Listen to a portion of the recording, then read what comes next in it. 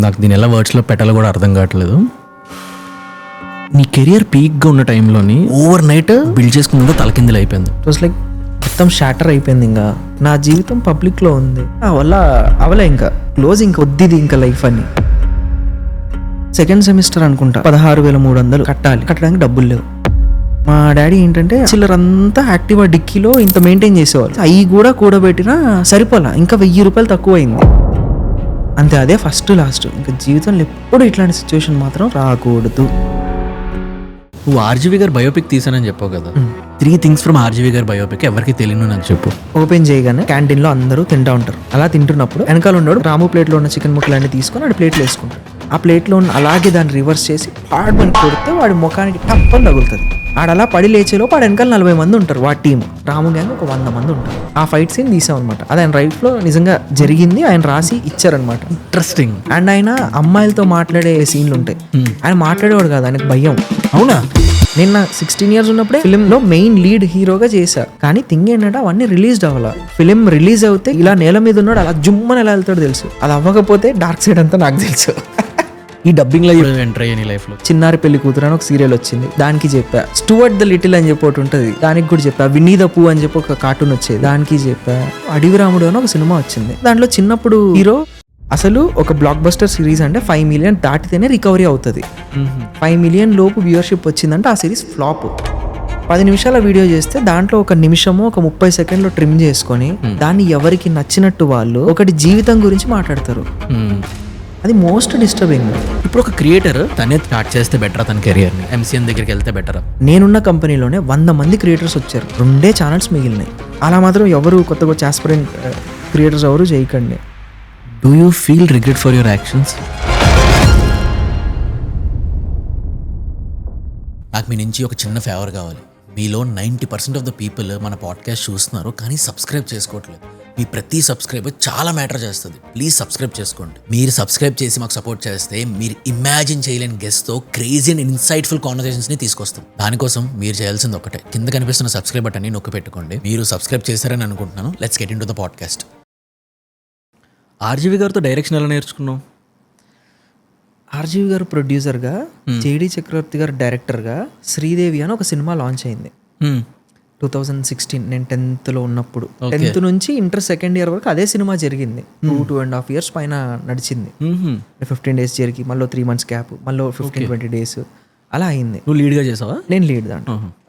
నేను లీడ్, ఆయన విలన్ ఫిలింలో. ఆర్జీవి గారు, జేడి చక్రవర్తి గారు. ఆర్జీవి గారు ఈజ్ అ ప్రొడ్యూసర్ ఫిలిం. ఆ సినిమాలో అసలు 2 years ప్రాసెస్ కదా. ప్రతి 15 రోజులు ఎప్పుడొకప్పుడు ఉండేది. ఉన్నప్పుడల్లా వాళ్ళు ఎలా కెమెరా వాడుతున్నారు, ఉన్న స్పేస్ని ఎలా యూజ్ చేస్తున్నారు, వాళ్ళు వాడే లైట్స్ ఏంటి, ఒకరోజు ప్రొడక్షన్ కాస్ట్ ఎంత వస్తుంది, అసలు ఎలా అంటే యూట్యూబ్ జర్నీలో స్టార్ట్ అయిపోయాను నేను అప్పటికే ఇన్ ద సెన్స్ ఆ ఇంటర్ ఫస్ట్ ఇయర్లో ఉన్నప్పుడు కూడా షూట్ అయింది కాబట్టి నా స్కూలింగ్ టు ఇంటర్ వరకు మొత్తం జరిగింది. ఆ ఇంటర్లో ఇది మర్జ్ అయింది. ఓకే, ఇలా చేసుకుంటే నాకు యూట్యూబ్ వీడియోకి ఈజీ అవుతుంది. ఓకే, ఇలాంటివి ఉన్నప్పుడు ఇలా తీస్తారనమాట. మనం షార్ట్ ఫిల్మ్ మేకింగ్ చేసేటప్పుడు డైలాగ్స్ ఇలా చెప్పించాలి, వైడ్ ఇంతసేపు పెట్టినప్పుడు ఫుల్ టేక్ తీసుకోవాలి, ఇలాంటివన్నీ ఆయన దగ్గరే నేర్చుకున్నా, జేడి గారి దగ్గర. అలా ఐ వాజ్ హ్యాబిచువేటెడ్. అలా రాము గారి స్టైల్ ఆఫ్ మేకింగ్ ఎలా ఉంటుంది, రాము గారు ఎలా తీస్తారు, ఎంత ఫాస్ట్గా కన్విక్షన్. అంటే చిన్న షాట్ని కూడా బాంబ్ బ్లాస్ట్ అవుతుందంటే ఒక ఐ లోపల కెమెరా పెట్టి ఐ బాల్ లోపల బ్లాస్ట్ అవుతున్నట్టు చూపించి బాంబ్ బ్లాస్ట్ అయిపోయినట్టు కట్ చేసేవారు. బై ద ప్రొడక్షన్ కాస్ట్ తక్కువ అయ్యేది. ఇప్పుడు ఇటు తిప్పి కెమెరా పెడితే మొత్తం పేలిపోయినట్టు చూపించాలి. అదే ఒక బ్లాస్ట్ లోపల చూపించేస్తే అది ఒక సీజీ వర్క్ అవ్వచ్చు. ఏదైనా చిన్న ఎలాగోలా మేనేజ్ చేసి ఆ షాట్ తీసేస్తే ఆ డబ్బునంతా మిగిలిన దాన్ని ఇంకో దగ్గర యూజ్ చేసేవాళ్ళు. అలా నాకు స్మార్ట్గా ఫిల్మ్ మేకింగ్ ఎలా అనేది నేర్చుకున్నా ఆ ప్రాసెస్లో. ఆ 2 years was helped me like anything. Even human management was the most toughest task in films. అది నాకు అర్థమైంది అక్కడ. పీపుల్ మేనేజ్ చేయడం, అందరినీ ఆన్ సెట్కి 6-7 ఎలా పిలవాలి. ఏం నేర్చుకున్నావు ఆ ప్రాసెస్లో, పీపుల్స్ మేనేజ్మెంట్లో? ఆ ప్రాసెస్లో ఎవరిని ఎలా మేనేజ్ చేసుకోవాలి. ఒకరు డబ్బుతో వింటారు, ఒకరు ఎమోషన్స్తో వింటారు, ఒకరు మాటలతో వింటారు, ఇంకొకరు మనకు కనెక్ట్ అవుతారు. ఒక్కొక్కరి మైండ్ సెట్ ఒక్కొక్కలా ఉంటుంది. ఎవరికి ఏం చెప్పాలో, ఎవరికి ఏది ఎలా చెప్పి ఎలా తెచ్చుకోవాలి, తెచ్చుకున్న వాళ్ళని మళ్ళీ 100/100 యూజ్ చేయాలి. అలా ఎలా యూజ్ చేయాలి, అది వాళ్ళకి మళ్ళీ యూజ్ అవ్వాలి.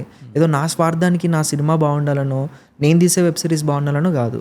అది నాతో యాక్ట్ చేస్తున్న యాక్టర్స్కి ఫాలోవర్స్ని తీసుకురావాలి, బ్రాండ్స్ని తీసుకురావాలి, వాళ్ళకు క్రెడిబిలిటీ బిల్డ్ అవ్వాలి. ఆ క్యారెక్టర్ రేపు పొద్దున ఎక్కడికి వెళ్ళి చేసినా ఆ క్యారెక్టర్కి సపరేట్ ఐడెంటిటీ రావాలి. అలా ఏం చేయగలుగుతాం అనేది బాగా నేర్చుకున్నా అక్కడ. ఓకే, అక్కడ నలగడం వల్లే నాకు వచ్చింది ఇదంతా. ఆ 2 years same like film school అనుకోండి, 2 years ఆఫ్ ఒక మాస్టర్ డిగ్రీ అనుకో. ఆపర్చునిటీ నీకెలా వచ్చింది?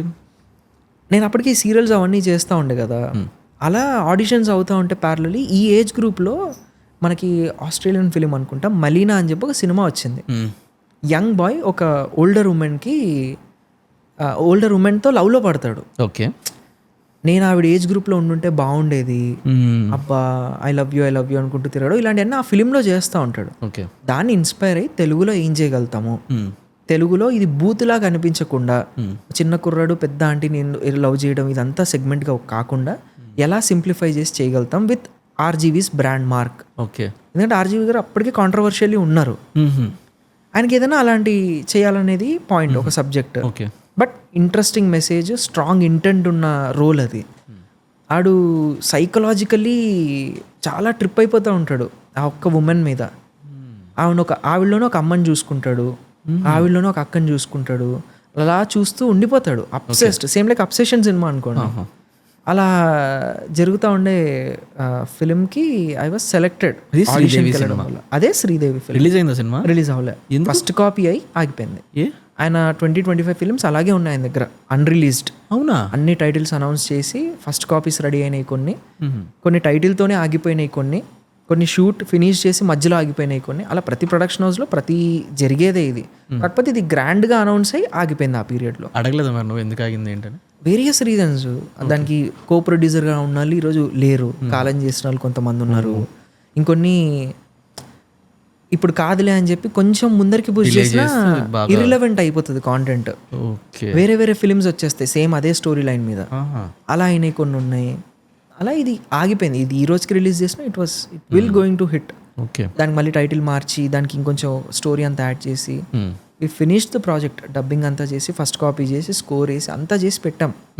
It's unreleased. నువ్వు ఆర్జీవి గారు బయోపిక్ తీసానని చెప్పావు కదా, దాని స్టోరీ ఏంటి? ఇట్ ఈస్ లైక్ అది కూడా మంచి ఇంట్రెస్టింగ్ జర్నీ. ఆయన రాసిస్తే, ఆయన క్రియేటివ్ డైరెక్టర్, నేను ఎగ్జిక్యూటివ్ డైరెక్టర్. ఓకే, ఆన్ గ్రౌండ్లో డైరెక్టర్గా, యాక్టర్గా, ఎగ్జిక్యూటివ్గా ఉంటూ ఎలా చేయొచ్చు అనేది అక్కడ నేర్చుకున్నా. ఓకే, అక్కడ ఏం చేసి అతను బయోపిక్ అతను రాసి నీకు ఇచ్చి నాకు ఇస్తే నేను డైరెక్ట్ చేసి యాక్ట్ చేసి మళ్ళీ ఆయనలాగే యాక్ట్ చేసి చేసామన్నమాట ఒక ఫిలిం. అది షూట్ చేశారు. అది లైక్ మనం 25 వర్కింగ్ డేస్ చేసినాము. 40-45 కాల్ షీట్స్ అయినాయి. Call sheet different, working days different రెండు. సో అన్ని కాల్ షీట్స్లో ఆ ఫిలిం షూట్ చేసాం start to end, including song అన్నీ కూడా కలిపి. సాంగ్ సపరేట్ షూట్ చేసాం. సో ఆ జర్నీలో డబ్బు ఎలా ఎవ్రీ డే ఖర్చు ఉంటుంది, ఎవ్రీ మినిట్ ఖర్చు అవుతుంది ఇంత అని. ఆ డబ్బునంతా ఫిలింకి ఎలా కేటగరైజ్ చేయాలి, సినిమాని తక్కువ బడ్జెట్లో మంచి క్వాలిటీ ప్రోడక్ట్ ఎలా తీయాలనేది అక్కడ అర్థమైంది. అక్కడ మనకి యూనియన్ స్టైల్ ఆఫ్ వర్క్ ఉంటుంది, 6 to 6. మనం ఎలా చేసుకుంటాం యూట్యూబ్లో, మన ఫ్రెండ్సే ఉంటారు, అందరు మన వాళ్ళే ఉంటారు, తెల్లందాక చేయమన్నా మనం అందరం చేసేస్తాం. కానీ అక్కడ అలా కాదు, 6 to 6 కాల్ షీట్ ఉంటుంది. 6 దాటితే మళ్ళీ 6 to 9 ఒక కాల్ షీట్ ఉంటుంది, 9 to 2 ఒక కాల్ షీట్ ఉంటుంది, 2 to 6 ఒక కాల్ షీట్ ఉంటుంది. దాని తగ్గట్టు వాళ్ళకి డబుల్ కాల్ షీట్, 1.5 ఇలా కాల్ షీట్స్ పడతాయి. ఓకే, సో వాళ్ళు నెక్స్ట్ లెవెల్ హార్డ్ వర్కర్స్. వాళ్ళైతే పొద్దున్నే మనం 6 o'clock అని చెప్తే వాళ్ళు 3:45కి లేచి సెట్ చేసుకొని అన్ని వ్యాన్లో వేసుకొని స్టార్ట్ అవుతారు మన దగ్గరికి. మొత్తం on the sets, light officers అవ్వచ్చు, ఫోకస్ పుల్లర్స్ అవ్వచ్చు, ప్రొడక్షన్ అవ్వచ్చు. ప్రొడక్షన్లో ఏంటి ప్రతిదీ అక్కడే వండి మనకి పెట్టాలి, చైర్లు వేయాలి, క్యారవాన్స్ అవ్వచ్చు, మన కో యాక్టర్స్ అవ్వచ్చు, అసోసియేట్ డైరెక్షన్ టీమ్ అవ్వచ్చు, అందరూ union workers, union payments, union స్టైల్కి వర్క్ చేసేవాళ్ళు. మనం ఆ స్టైల్కి అడాప్ట్ అవ్వడం చాలా కొత్తగా ఉంటుంది. అండ్ కెమెరా వర్క్ చేసావు యాక్చువల్గా, అది వర్క్ చేసా కాబట్టి చాలా హెల్ప్ అయింది. కెమెరా సైజ్ మారిపోతుంది. మనం ఇప్పుడు ఇలా షార్ట్ పెట్టి వైట్ షార్ట్ పెట్టి తీసేసి కెమెరా ఇటు తీసుకురా క్లోజ్ పెట్టి అంటే అట్లీస్ట్ 1/2 an hour పడుతుంది. ఈ ప్రాసెస్ లైట్ మొత్తం మార్చాలి, సేమ్ ప్యాటర్న్లో మళ్ళీ ఈ షాట్ కూడా కనిపించాలి. అలా ఈ లెర్న్ లైక్ ఎనీథింగ్.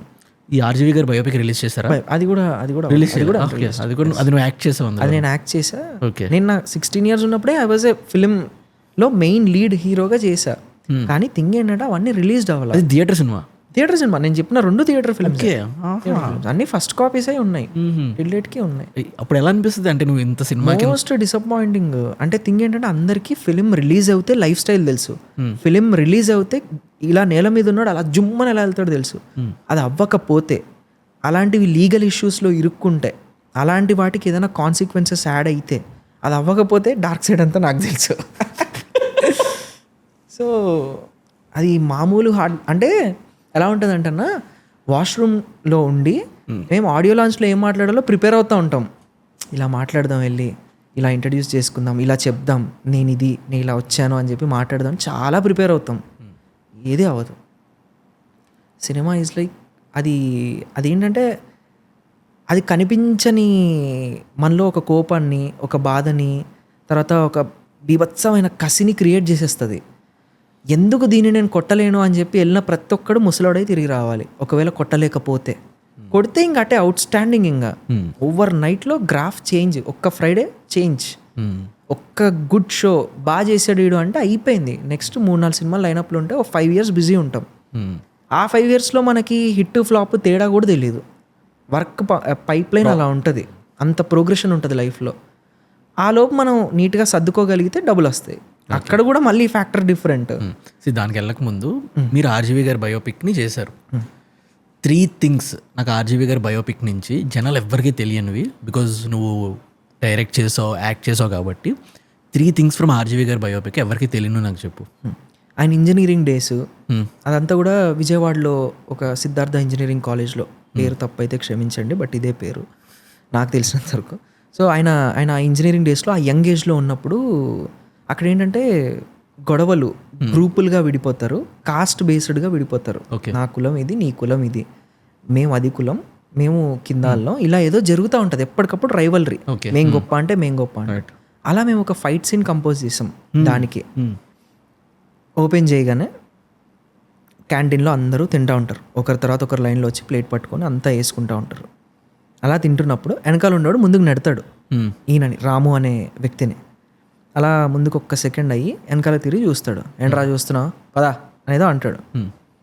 మళ్ళీ కొంచెం ముందుకెళ్ళి మళ్ళీ నెడతాడు.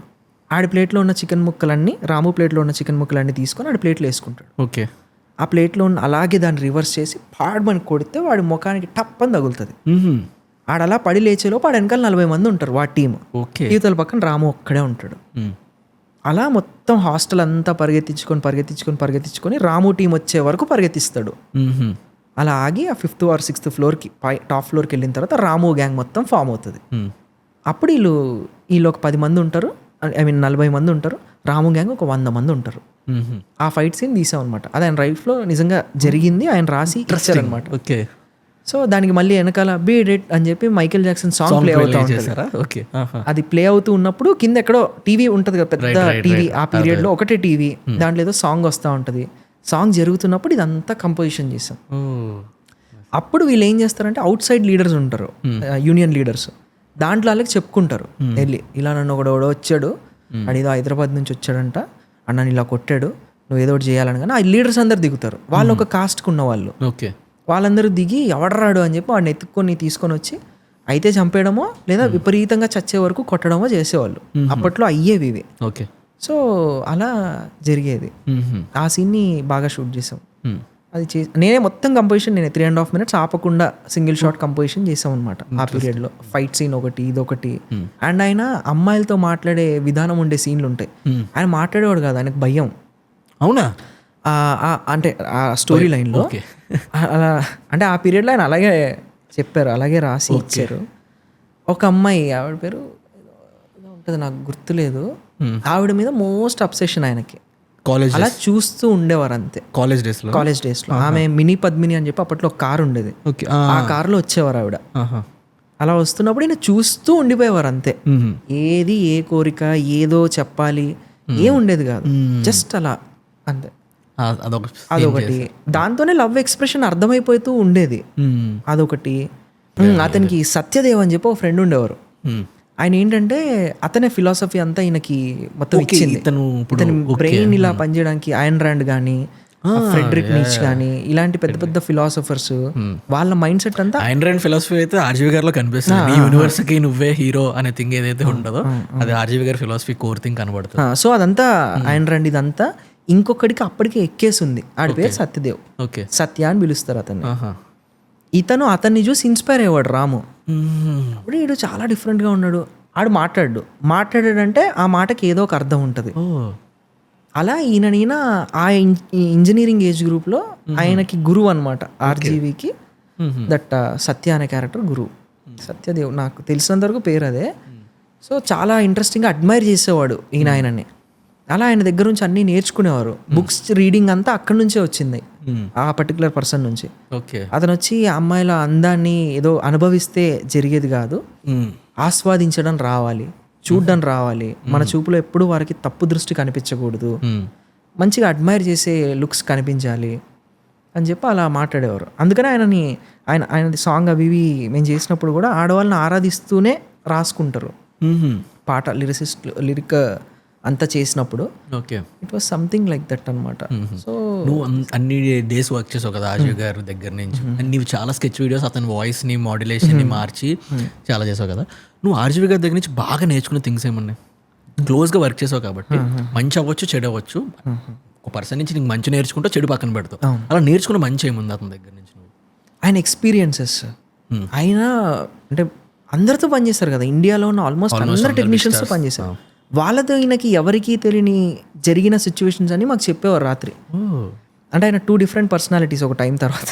ఓకే, సో ఆఫ్టర్ 8 తర్వాత ఇంకో డిఫరెంట్ పర్సనాలిటీ. అది ఆ పర్సనాలిటీ మాట్లాడుతుంది, ఆపకుండా తెల్లందాకా మాట్లాడుతుంది. ఆ పర్సనాలిటీతో కూర్చున్నప్పుడు మనకి చాలా తెలుస్తాయి. లైక్ ఆయనకి మ్యూజిక్ కంపోజిషన్ టైంలో జరిగేది ఏంటి, ఆయన జనాలతో ఆయన లైక్ బాలీవుడ్కి వెళ్ళినప్పుడు their working style was so different. అది ఎలా ఈయన అడాప్ట్ చేసుకొని అక్కడ రూల్ చేయడానికి ఎలా హెల్ప్ అయింది అవి చెప్పేవారా? ఒక రూలర్ అవ్వాలంటే ఎలాంటి క్వాలిటీస్ ఉండాలి, మనం అన్న వాళ్ళు ఎప్పుడు కూడా అవతల మనల్ని క్యాలిక్యులేట్ చేయకూడదు, మనం ఏం స్టెప్ వేస్తాం అర్థం కాకూడదు, ఆడొకటి అనుకున్న లోపు ఇంకో 10 రెట్లు ఎక్కువ జరిగిపోయి ఉండాలి. ఇలా నువ్వు మోల్డ్ చేసుకోవాలి. If you are wrong be the top of it. నువ్వు తప్పైనా సరే ఆ తప్పులో మీ పైకి వెళ్ళిపోయి నిలబడిపో. ఇలాంటివన్నీ నేర్పించేవారు, ఇలాంటివన్నీ చెప్పేవారు. ఓకే, నేను చాలా యంగ్ అప్పుడు. మై నెక్స్ట్ క్వశ్చన్ అదే, అంటే నువ్వు అంత యంగ్ ఏజ్ లోని ఇవన్నీ థింగ్స్ నీకు సగం అర్థం అవుతాయి సగం అర్థం కావు, బట్ నువ్వు దాన్ని ఎలా తీసుకునేవాడు, ఎలా మౌల్డ్ చేసుకునేవాడివి? ఈ సినిమా పడితే నెక్స్ట్ సినిమాకి డబ్బులు వస్తాయి, ఈ సినిమా ఒక్కటి జాగ్రత్తగా నేను చేసుకోగలిగితే వెంటనే సినిమాలు వస్తాయి, సినిమాలు రావడం వల్ల నా ఫినాన్షియల్ కండిషన్ మారుతుంది.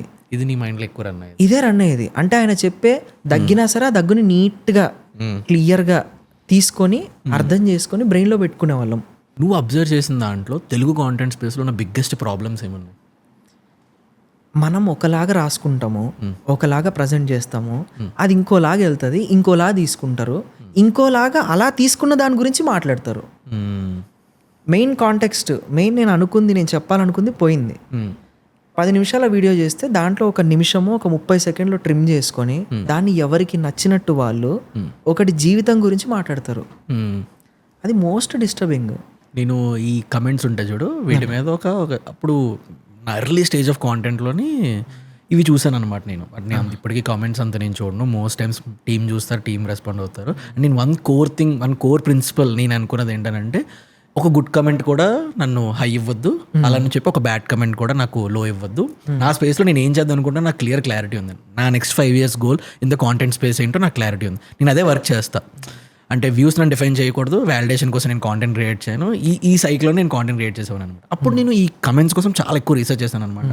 అంటే అసలు ఇంటెంట్ ఏముంటుంది కమెంట్స్లోనే. బికాజ్ ఎందుకంటే ఒక వీడియోకి ఫస్ట్ 10 comments గుడ్ కమెంట్స్ వచ్చాయనుకో, entire narrative of the video మారిపోతుంది. అదే వీడియోకి ఫస్ట్ 10 comments బ్యాడ్ కమెంట్స్ వచ్చాయనుకో, entire narrative of the video మారిపోతుంది. అంటే ఫస్ట్ 10 comments వీడియోని ఏంటో డిఫైన్ చేస్తున్నాయి అనమాట. అంటే దాని అర్థం ఏంటి, మెజారిటీ ఆఫ్ ద యూజర్స్కి ఒపీనియన్ లేదు, అంటే వాడు వీడియో చూడట్లేదు. ఆ 10 comments బట్టి వాడు వీడియో ఏముంటుందో వాడు అజ్యూమ్ చేసుకొని వాడి కమెంట్ వాడి ఒపీనియన్ షేర్ చేయడం స్టార్ట్ చేస్తున్నారు. ఇప్పుడు ఫర్ ఎగ్జాంపుల్ ఇప్పుడు 10 comments ఉన్నాయి, మేము 20+ people టీం ఉన్నాం. ఆ 20 comments నేనే ప్రతి వీడియోకి మంచిగా పెట్టించుకోవచ్చు, దాని నుంచి ఎంటైర్ 20 people మంచి కమెంట్స్ వస్తాయి. బట్ మేము ఇప్పుడు అలా చేయలేదు. బట్ చాలా మంది క్రియేటర్స్ అలా చేస్తారు. బికాజ్ ఎందుకంటే ఇట్స్ నరేషన్ సెట్ చేసే థింగ్ ఉంటుంది. అప్పుడు రీసెర్చ్ చేస్తున్నాను అనమాట.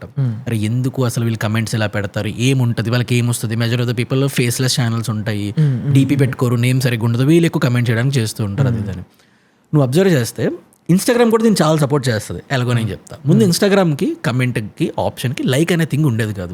ఇప్పుడు లైక్ అనే థింగ్ ఎందుకు తీసుకొచ్చారు? ఎండ్ ఆఫ్ ది డే యూజర్కి యాప్కి ఎంగేజ్మెంట్ కావాలి. బిజినెస్కి నువ్వు గుడ్ ఎంగేజ్మెంట్ ఇస్తావా బ్యాడ్ ఎంగేజ్మెంట్ ఇస్తావా తెలియదు. వాడికి యూజర్స్ యాప్లో ఉండడం కావాలి. దానికోసం ఒకడు ఎవడో కమెంట్ పెడతాడు, వాడికి వ్యాలిడేషన్ దొరుకుతుంది. ఎలాగా? దాన్ని ఎవరో లైక్ చేస్తారు, డిస్లైక్ చేస్తారు, సంథింగ్ హ్యాపెనింగ్ అవుతుంది వాడి లైఫ్లో. బికాజ్ అంత థింగ్ వాడి ఫోన్లో నుంచి అయిపోతుంది. ఆ వ్యాలిడేషన్ వాడికి ఏం చేస్తుంది? క్యూరియాసిటీ బిల్డ్ చేస్తుంది, ఒక డోపమైన్ రిలీజ్ చేస్తుంది. దాని నుంచి ఏం చేస్తుంది? ఇంకెక్కువ చేయాలనిపిస్తుంది. టు బి ఆనెస్ట్ వాడికి కూడా దాని నుంచి ఏం దొరుకుతుందో తెలియదు. బట్ అలా చేస్తూ నేను ఇప్పుడు రీసెంట్గా ఒక బుక్ చదువుతున్నాను తేజ, జార్జ్ ఆర్వెల్ది. ఆ బుక్లో ఉంటుంది అనమాట, మెజారిటీ ఆఫ్ ద పీపుల్ ఎందుకు చేస్తున్నారు అనే సెగ్మెంట్ తెలియకుండానే చేస్తారు. ఇప్పుడు ఫర్ ఎగ్జాంపుల్ ఒక పొలిటీషియన్ ఉన్నాడు, జస్ట్ అన్ ఎగ్జాంపుల్, వాడు డిక్టేట్ చేద్దాం అనుకుంటాడు జనాలందరినీ. దానికి ఎలా చేయాలి ఏంటని వాడు టాప్ అనమాట. జనాలు ఎలా మౌల్డ్ చేయాలి, ఎలా డిక్టేట్ చేయాలి, ఏం చేయాలి అంతా చేస్తాడు. అంతా చేసిన తర్వాత పైన కూర్చొని ఆలోచిస్తాడు అనమాట, నేను ఎందుకు చేస్తున్నాను ఇదంతా అని. దానికి ఆన్సర్ ఉండదు వాళ్ళ దగ్గర. మోస్ట్ ఆఫ్ ద పీపుల్కి why am I doing this అనే థింగ్కి ఆన్సర్ ఉండదు. బట్ ఎలా చేయాలనే థింగ్ మీద బాగా ఆన్సర్ ఉండి దాన్ని చేస్తూ ఉంటారు అనమాట. థింగ్ ఏంటంటే why I am doing like this అని వాడికి రియలైజేషన్ వచ్చేలోపు ఒక లైఫ్ ఎఫెక్ట్ అయిపోతుంది. ఎందుకంటే ఒక కామెంట్ ఏదైతే వాడు ఒక బ్యాడ్ కామెంట్ పెడతాడో అది ఆ రోజు ఆ క్రియేటర్ డేని డిసైడ్ చేస్తుంది. అది ఒక క్రియేటర్ ఎందుకు అలా పెట్టుకోవాలి అంటే, నువ్వు ఇంత కంటెంట్ చేసేది ఒక యూజర్ కమెంట్ మీద నీ ఎంటైర్ థింగ్ని ఎందుకు పెట్టుకోవాలి అనేది నా క్వశ్చన్. వన్ థింగ్, మనం బోల్డ్ మందిని హీరోల్ని చూసాం అంటే లైక్ ఫ్రమ్ నో వేర్ వాళ్ళకి ఒక సెలబ్రిటీ స్టేటస్ ఇచ్చారు. అలా చాలామంది క్రియేటర్స్ కూడా ఇచ్చారు from know where celebrity status. అలా ఇచ్చే అధికారం వాళ్ళకు ఉన్నప్పుడు తిట్టే అధికారం లేదు అని అనడానికి లేదు. తిడతారు, బట్ తీసుకుంటావా లేదా అనేది ఇండివిజువల్లీ డిపెండ్ అయి ఉంటుంది. వన్ థింగ్, ఇప్పుడు ఫర్ ఎగ్జాంపుల్ ఒకరికి గుడ్ థింగ్ ఎక్కువ పుష్ చేస్తుంది కదా, నేను గుడ్ థింగ్సే చేస్తాను, బ్యాడ్ థింగ్స్ ఎక్కువ పుష్ చేస్తున్నా కదా, నేను బ్యాడ్ థింగ్సే చేస్తాను అంటే ఇండివిజువల్ మీద డిపెండ్ అయి ఉంటుంది కదా. నిన్న డిఫైన్ చేయకూడదు అంటే క్రియేటర్కి కమెంట్స్ డిఫైన్ చేయకూడదు, అవన్నీ చేయకుండా చేయడమే కదా ఒక ఇండివిజువల్ క్రియేటర్. బోల్డ్ మంది నీ డిఫైన్ చేసుకోగలిగే స్పేస్ అంటే నువ్వు చాలా స్పేస్లో చాలా ఎక్కువ చూసావు కాబట్టి నీకు అలా అనిపిస్తుంది. మనం దాని గురించి మాట్లాడదాం.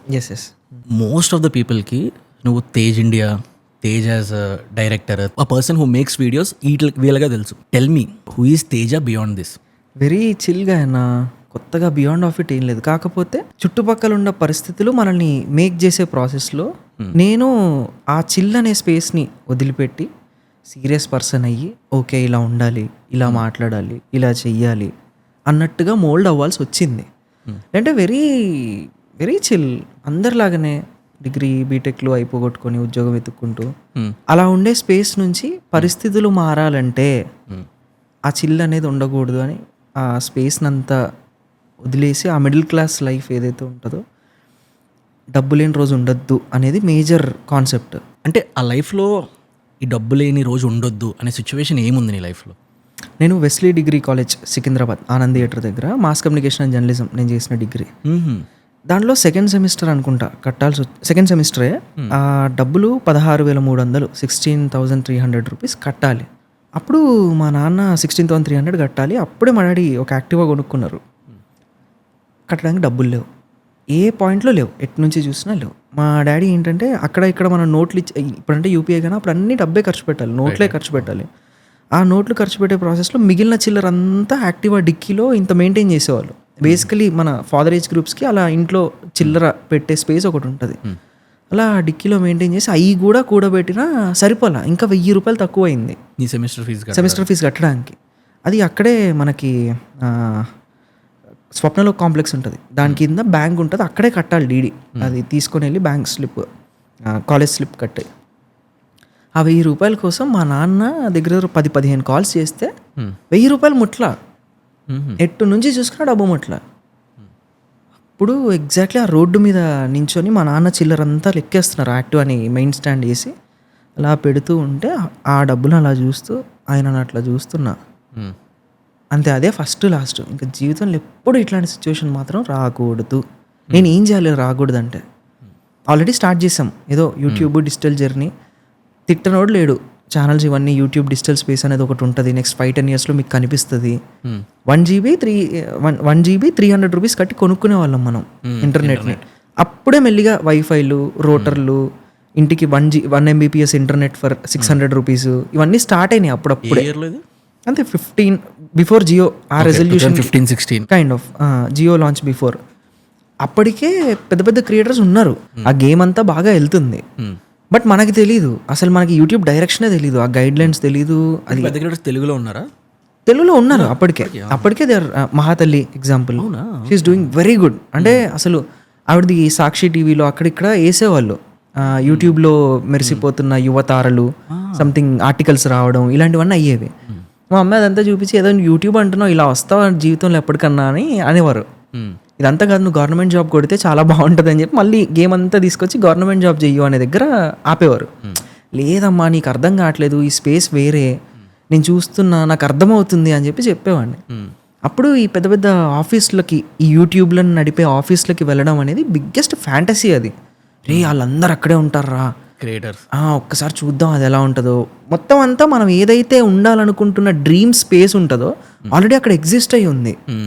ఆఫీస్ కానీ పొద్దున్న లేస్తే షూట్లు, షార్ట్లు, ఇవన్నీ లైట్ సెట్ చేసుకోవడం, కెమెరా లెన్సులు, ప్రతిదీ కొనాల్సిందే కదా ఒక క్రియేటర్ అన్నప్పుడు. లెన్స్ దగ్గర నుంచి మెమరీ కార్డు, బ్యాటరీలు, అమ్మ అని చెప్పి ట్రిప్ అయిపోయేవాళ్ళం. అలా దాన్ని అగ్రెసివ్గా చేసుకుంటూ వచ్చి మిస్టరీస్ అని అన్న ఫ్యాక్స్ అనే ఛానల్లో డబ్బు మేక్ చేశా. ఆ డబ్బంతా మళ్ళీ తీసుకొచ్చి తేజ్ ఇండియా స్టార్ట్ చేసి దాంట్లో అంతా పోసా అనమాట. కొంచెం క్లియర్గా ఎక్స్ప్లెయిన్ చేయి, నీ మిస్టరీ ఛానల్లో మనీ ఎలా మేక్ చేసావు? Back to back every Wednesday and Sunday videos post చేసాం.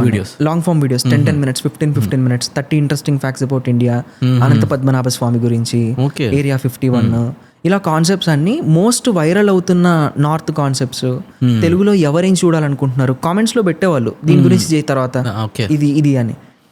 ఆ డేటా అంతా అర్థమయ్యేది అప్పుడు నాకు. యూట్యూబ్ అంటే ఓకే, ఇక్కడ 2-way కమ్యూనికేషన్ ఉంటుంది. సినిమానో టెలివిజన్ అయితే మనం చూస్తాం, చెప్పడానికి అవ్వదు. ఆ పర్టికులర్ రేడికి నాకు ఇది నచ్చింది, ఇది నచ్చలేదు, డ్యూరేషన్ అది ఉండదు. కానీ ఇక్కడ 2-way కమ్యూనికేషన్ ఉంటుంది. That was the biggest advantage for YouTube. Amazing, బాగుంది, నాకు ఫీడ్బ్యాక్ వస్తుంది, డాలర్స్ జనరేట్ అవుతున్నాయి. అంతే, విత్ ఇన్ స్పాన్ ఆఫ్ 3-4 monthsలో నేనే 40,000 రెవెన్యూ మేక్ చేసిన first mysteries and unknown facts నుంచి. ఓకే, అదంతా అలా ఆ పీరియడ్లోనే, అంటే 17-18 ఈ పీరియడ్లో 1,20,000, 1,10,000 ఇలా వచ్చేవి. అదంతా హోల్డ్ చేసుకొని మళ్ళీ తీసుకొని వచ్చి తేజ్ ఇండియా స్టార్ట్ చేసి దాంట్లో కాంటెంట్ క్రియేషన్కి ఖర్చు పెట్టేసేవాళ్ళం. కెమెరా రెంట్లు తెచ్చుకోవడము, ఈఎంఐలు కట్టుకోవడము. తేజ్ ఇండియా ఛానల్ అదేంటి? సో తేజ్ ఇండియా ఏంటంటే, నేను ఆడియో చెప్తున్నా, జనాలకి నచ్చుతుంది, డబ్బులు వస్తున్నాయి. కానీ మన అజెండా ఏంటి? కనిపించాలి కదా, కథ చెప్పాలి కదా, స్టోరీ ఎలా చెప్పాలి, డబ్బులు లేవు మనకు. అప్పటికి ఏంటంటే ఈ ఏజెన్సీ కల్చర్లోకి వెళ్ళకుండా నేను ఇండిపెండెంట్గా నిలబడాలి అనేది టార్గెట్. ఎలా చేయొచ్చు? దానికంటే ముందు ప్రీవియస్ స్టోరీ ఏంటంటే, నేను జనాల్లోకి వెళ్ళి ఫిల్మ్ రివ్యూస్ అడిగేవాడిని ఎవ్రీ ఫ్రైడే సాయంత్రం. కాంటెంట్ ఛానల్ తరపు వెళ్ళేవాడు నీ నా ఛానల్. అప్పుడు నాకు టమాటో క్రియేషన్స్ అని ఒక ఛానల్ ఉండేది. ఎందుకు స్టార్ట్ చేసావు? అది ఎందుకు చేసేవాడు? సో యూట్యూబ్లో డబ్బులు వస్తాయంట అని చెప్పి విన్న 1 monthలోనే స్టార్ట్ చేసేది. ఓకే, 1.5 సంవత్సరం పట్టింది దాని నుంచి రెవెన్యూ మేక్ చేయడానికి. అన్ని కటింగ్లు పోగా దాని నుంచి 23,000 వచ్చాయి 1 year తర్వాత. ఈ స్టోరీ ఎవరికి తెలీదు. సో దాంట్లో నేను అందరినీ ట్రోల్ చేస్తూ వీడియోస్ పెట్టేవాడిని, క్యారిమినాటి లాగా. కుర్రతనం కదా, అందరు ఇప్పటికీ ఉంటుంది. నేను మీకు లింక్ షేర్ చేస్తా ఛానల్. సో పబ్లిక్లో ఉన్నాయి వీడియోస్? లేదు, ప్రైవేట్ చేస్తావా? అన్లిస్టెడ్ చేసి నేను పంపిస్తా. సో అప్పుడు క్రియేటర్స్ ఉన్న వాళ్ళందరినీ నేను ట్రోల్ చేసేవాడిని. అప్పుడు వీడియో సాంగ్స్ చేసేవాళ్ళు, ఆల్బమ్ సాంగ్స్ వచ్చేవి కదా. రైట్, అప్పుడు చాలా ఫేమస్. అప్పుడప్పుడే మనకి వైవా ఛానల్ హిట్ అవుతా ఉంది ఆ పీరియడ్లో. వాళ్ళందరినీ ట్రోల్ చేస్తూ వీడియోస్ పెట్టేవాడిని. అండ్ వెళ్ళి జనాల్లో రివ్యూస్ అడిగేవాడిని, ఎలా ఉంది సినిమా. ఎవ్రీ ఫ్రైడే వెళ్ళి, అదేంటంటే మన కెమెరాకి మైక్ హోల్డర్ ఉంటుంది, పెట్టి తీసి అది లూజ్ అయిపోయేది అనమాట. దాన్ని అలా పట్టుకొని కాసేపు రికార్డ్ చేయాలి. అది కొంచెం లూజ్ అయిందా రికార్డ్ అవ్వదు అవతలోడి వాయిస్. అలా అంతా చేసుకొని కంటెంట్ అంతా తెచ్చి ఫస్ట్ ఎవరు పెడితే వాళ్ళకే వ్యూస్ వస్తాయి ఎక్కువ. ఇంకా ఛానల్ కాంపిటీషన్స్ ఉంటాయి కదా, ఫస్ట్ పెట్టేయాలి. అప్పుడు కాంపిటీషన్ ఉండేది, అంటే ఆ స్పేస్లో ఉండేది. ఫస్ట్ అప్పుడే పబ్లిక్ రివ్యూ స్టార్ట్ అయింది. యూట్యూబ్ కల్చర్కి అప్పుడప్పుడే అలవాటు అవుతున్నాం అందరం. సో అలా అది చేసి దాని తర్వాత ఇటు మిస్టరీస్ ఛానల్ పెట్టి అటు నుంచి డబ్బులన్నీ రెవెన్యూస్ అన్ని తెచ్చుకొని తేజ్ ఇండియా అనేది స్టార్ట్ చేయాలి. అది స్టార్ట్ చేసాం. Okay, first video what if bye get periods. Okay, అబ్బాయికి పీరియడ్స్ వస్తే ఏంటి అనేది కాన్సెప్ట్ లైన్. ఇవన్నీ నువ్వు రాసేవాడువా? నేనే రాసుకునేవాడిని. నువ్వు రాసి నువ్వే డైరెక్ట్ చేసి నువ్వు యాక్ట్ చేసుకునేవాడు? ఏం లేదు, కెమెరా అక్కడ ఉంటే వెళ్ళి దాన్ని రోల్ చేసుకొని ఫోకస్ సెట్ చేసుకొని కరెక్ట్ మార్క్ వేసుకొని రోల్ కొట్టి వచ్చి మళ్ళీ యాక్ట్ చేసుకునేవాడిని. ఓకే, మళ్ళీ ఆటో ఫోకస్ కెమెరాలు కూడా కావాలి? లేదు, ఆటో ఫోకస్ కూడా కొంచెం అటు అయితే ఫోకస్ అవుట్, అదే వీడియో పెట్టేసేవాళ్ళం మళ్ళీ చేయడానికి అవక. ఓకే, సో మళ్ళీ దాన్నే కంటెంట్ని నేనే ఇంటికి తీసుకొచ్చి కాపీ పెట్టుకోవడానికి 1/2 అవర్ పట్టేది. ల్యాప్టాప్ స్లో రెండర్ అయ్యేది. మొత్తం అంతా కాపీ పెట్టుకొని ఆ డేటాని మళ్ళీ ఎడిట్ చేసుకొని అప్పుడు వేరే వేరే ఉండే వండర్ షేర్, కొన్ని వీడియో ప్యాడ్ షేర్ వాటిల్లో ఎడిట్ చేసి నేనే చేసుకొని నేనే స్కోర్ వేసి నేనే దాన్ని యూట్యూబ్ లైబ్రరీ నుంచి ఆడియోస్ అన్నీ తెచ్చుకొని అలా ఒక వీడియో ఫినిష్ చేసి అప్లోడ్ చేసేవాడిని. ఎస్, అన్నీ స్టార్ట్ టు ఎండ్. ఓకే, ఈ డబ్బింగ్లో ఎప్పుడు చేయడం? ఈ పోకీమాన్కి డబ్బింగ్ చేయడం, ఆర్జీవీ స్కెచ్ వీడియోస్, ఇవి ఎప్పుడు ఎంటర్ అయ్యాయి నీ లైఫ్లోకి? డబ్బింగ్ థింగ్ ఏమైందంటే 2002 to 2004 ఆ పీరియడ్లో నాకు 4 years ఉన్నప్పుడు అడవి రాముడు అని ఒక సినిమా వచ్చింది. ప్రభాస్ ఆయన యాక్ట్ చేసిన సినిమా. దాంట్లో చిన్నప్పుడు హీరో బోట్లో అలా వెళ్తూ ఏడుస్తూ ఉంటాడు, చాలా చిన్న ఉన్న బాయ్. ఓకే, ఆ వాయిస్ కావాలి. అప్పుడే ఎవరున్నారు మా డాడీ అప్పుడే యాక్టివ్గా దాంట్లో వెళ్ళడం, దానికి ఆయన ఎంకరేజ్ చేయడం స్టార్ట్ చేశారు డబ్బింగ్ ఫీల్డ్కి. మా అబ్బాయి ఉన్నాడు, ఆయన ఒకసారి తీసుకొస్తా అని చెప్పి నన్ను మా తమ్ముడిని తీసుకెళ్లారు. మైక్ ముందుకు వెళ్ళి మేము నవ్వుతున్నాం అక్కడ ఏడ్చేసినంటే, నాకు తెలియదు, గోల చేస్తున్నాం. అలా ఎత్తుకొని తొడప మీద అలా గిల్లితే ఏడుపు స్టార్ట్ అయింది, అది సింక్ అయింది. అక్కడి నుంచి నాకు గుర్తు, ఓకే డబ్బింగ్ అనేది అలా స్టార్ట్ అయింది. అలా మెల్లిగా వాయిస్కి తగ్గట్టుగా చిన్నారి పెళ్లి కూతురు అని ఒక సీరియల్ వచ్చింది, బాలిక వధు, తెలుగులో చిన్నారి పెళ్లి, దానికి చెప్పా. నువ్వు చెప్పావు? దానికి ఒక సెట్ ఆఫ్ క్యారెక్టర్ గుర్తులేదు కానీ హీరోయిన్తో పాటు ఉంటాడు, కంప్లీట్ తమ్ముడు క్యారెక్టర్ అనుకుంటా హీరోయిన్కి ఆర్ సంథింగ్, నాకు గుర్తులేదు క్లియర్గా. అది ఒక 500-600 ఎపిసోడ్లు చెప్పా తెలుగుకి. అలా మళ్ళీ వాళ్ళ దగ్గరే కొన్ని యానిమేషన్స్ వచ్చాయి, వాటికి చెప్పా. ఆ యానిమేషన్స్ నచ్చి పోకేమాన్ వచ్చింది. పోకేమాన్ 4-5 సంవత్సరాలు చెప్పా కంటిన్యూ, సీజన్స్ ఆఫ్ సీజన్స్. ఇది ఒక ఫేమస్ డైలాగ్ చెప్పు. యాష్కి పోకేమాన్ కమాన్ అని చెప్పి దాన్ని విసురుతాడు, పోకే బాల్ అటన్నిటిని. అలా అమేజింగ్ అది, అదొక జర్నీ. స్టూవర్ట్ ద లిటిల్ అని చెప్పి ఒకటి ఉంటుంది, ఒక కార్టూన్, చిన్న ఎలుక ఉంటుంది. ఆ ఎలుకను వాళ్ళు పెంచుకుంటారు ఇంట్లో, చిన్న కార్ వేసుకొని ఆ ఎలుక తిరుగుతూ ఉంటుంది. దానికి కూడా చెప్పా. విన్నీ ద పూ అని చెప్పి ఒక కార్టూన్ వచ్చేది, దానికి చెప్పా. వెరీ ఫేమస్ కార్టూన్స్ ఇవన్నీ. అన్నిటికీ చెప్పుకుంటూ రైట్ నో ఇప్పుడు నెట్ఫ్లిక్స్లో తెలుగుకి వచ్చే అన్ని సిరీస్లో చెప్తున్నాను అనమాట. ఎలైట్ ఇప్పుడు రైట్ నో చెప్తున్నావా? ఎలైట్లో జొనాథన్ అని చెప్పి ఒక క్యారెక్టర్ ఉంటుంది, అది క్లాస్ రూమ్ అని ఒక సిరీస్. అండ్ ఇప్పుడు మాంగాస్ అండ్ ఇవి యానిమే స్టార్ట్ అవుతున్నాయి, వాటికి బ్లూ బాక్స్ అని ఒక సిరీస్. కాన్స్టెంట్గా వారంలో ఒక రోజు 2 రోజులు కంపల్సరీ చెప్తా వెళ్ళి. ఓకే, ఈ డబ్బింగ్కి కావాల్సిన బిగ్గెస్ట్ స్కిల్ ఏంటి? తెలుగు చదవడం రాయడం రావాలి, మెయిన్లీ చదవడం రావాలి. ఓకే, అంటే ఇప్పుడు అన్నిటికీ వాయిస్ సేమ్ ఉంటే సరిపోతుందా? డబ్బింగ్ అంటే డిఫరెంట్ చేంజ్ చేసి చెప్తారా? చేంజ్ చేసి చెప్పాలంటే మాడ్యులేషన్స్ రావాలి. తెలుగు అంటే లా లా ఈ రెండిటికి తేడా, అండ్ నాకి అనాకి తేడా, ఇలాంటివన్నీ పర్టికులర్లీ పట్టుకొని తెలుగు స్పష్టంగా రావాలి. So that's the difference. అది పట్టుకోవడం వచ్చింది, ఆ టెక్నిక్ చిన్న ఏజ్లోనే అర్థమైంది కాబట్టి. నాకు ఇప్పుడు పట్టుకోమంటే ఇప్పుడు రాదు. Dubbing is the most hardest thing films and ఈ వెబ్ సిరీస్ దేంట్లో అయినా సరే. ఈ 24 క్రాఫ్ట్స్లో అది చాలా హార్డ్, ఎందుకంటే స్క్రీన్ ముందు ఏదైతే చేస్తామో దాన్ని యాజ్ ఇట్ ఈస్ సింక్ చేయాలి అదే ఎమోషన్తో. అక్కడ ఏడుస్తున్నాడంటే ఈడు ఇక్కడ ఏడవాలి, అక్కడ సేమ్ థింగ్ క్యారీ అవ్వాలి. అది నాకు వచ్చింది, ఫస్ట్ రావడమే అది వచ్చింది. ఓకే, అండ్ ఇంకోటి మనకి డిడి సప్తగిరి, సైట్ అని చెప్పి పాత ఉండేవి, దాంట్లో రేడియో ప్రోగ్రామ్స్ వచ్చేవి, ఆకాశవాణి, వాటికి వెళ్ళి ఆడియో ప్రోగ్రామ్స్ చేసేవాళ్ళం. రాజు అని చెప్పి ఒక క్యారెక్టర్ ఉంటుంది, ఎవ్రీ సండే అట్లా సైన్స్ ప్రోగ్రామ్ చెప్తారు, బయాలజీ ప్రోగ్రామ్ చెప్తారు ఆడియోలో, ఒక లెసన్ మొత్తం 10th క్లాస్ లెసన్. దాంట్లో నేను రాజు అనే దానికి వెళ్ళి ఇది ఎలా చెయ్యాలి, ఈ దీంట్లో పోస్తే ఏమవుతుంది, ఈ కెమిస్ట్రీ గురించి ఫిజిక్స్ గురించి మాట్లాడేవాళ్ళం.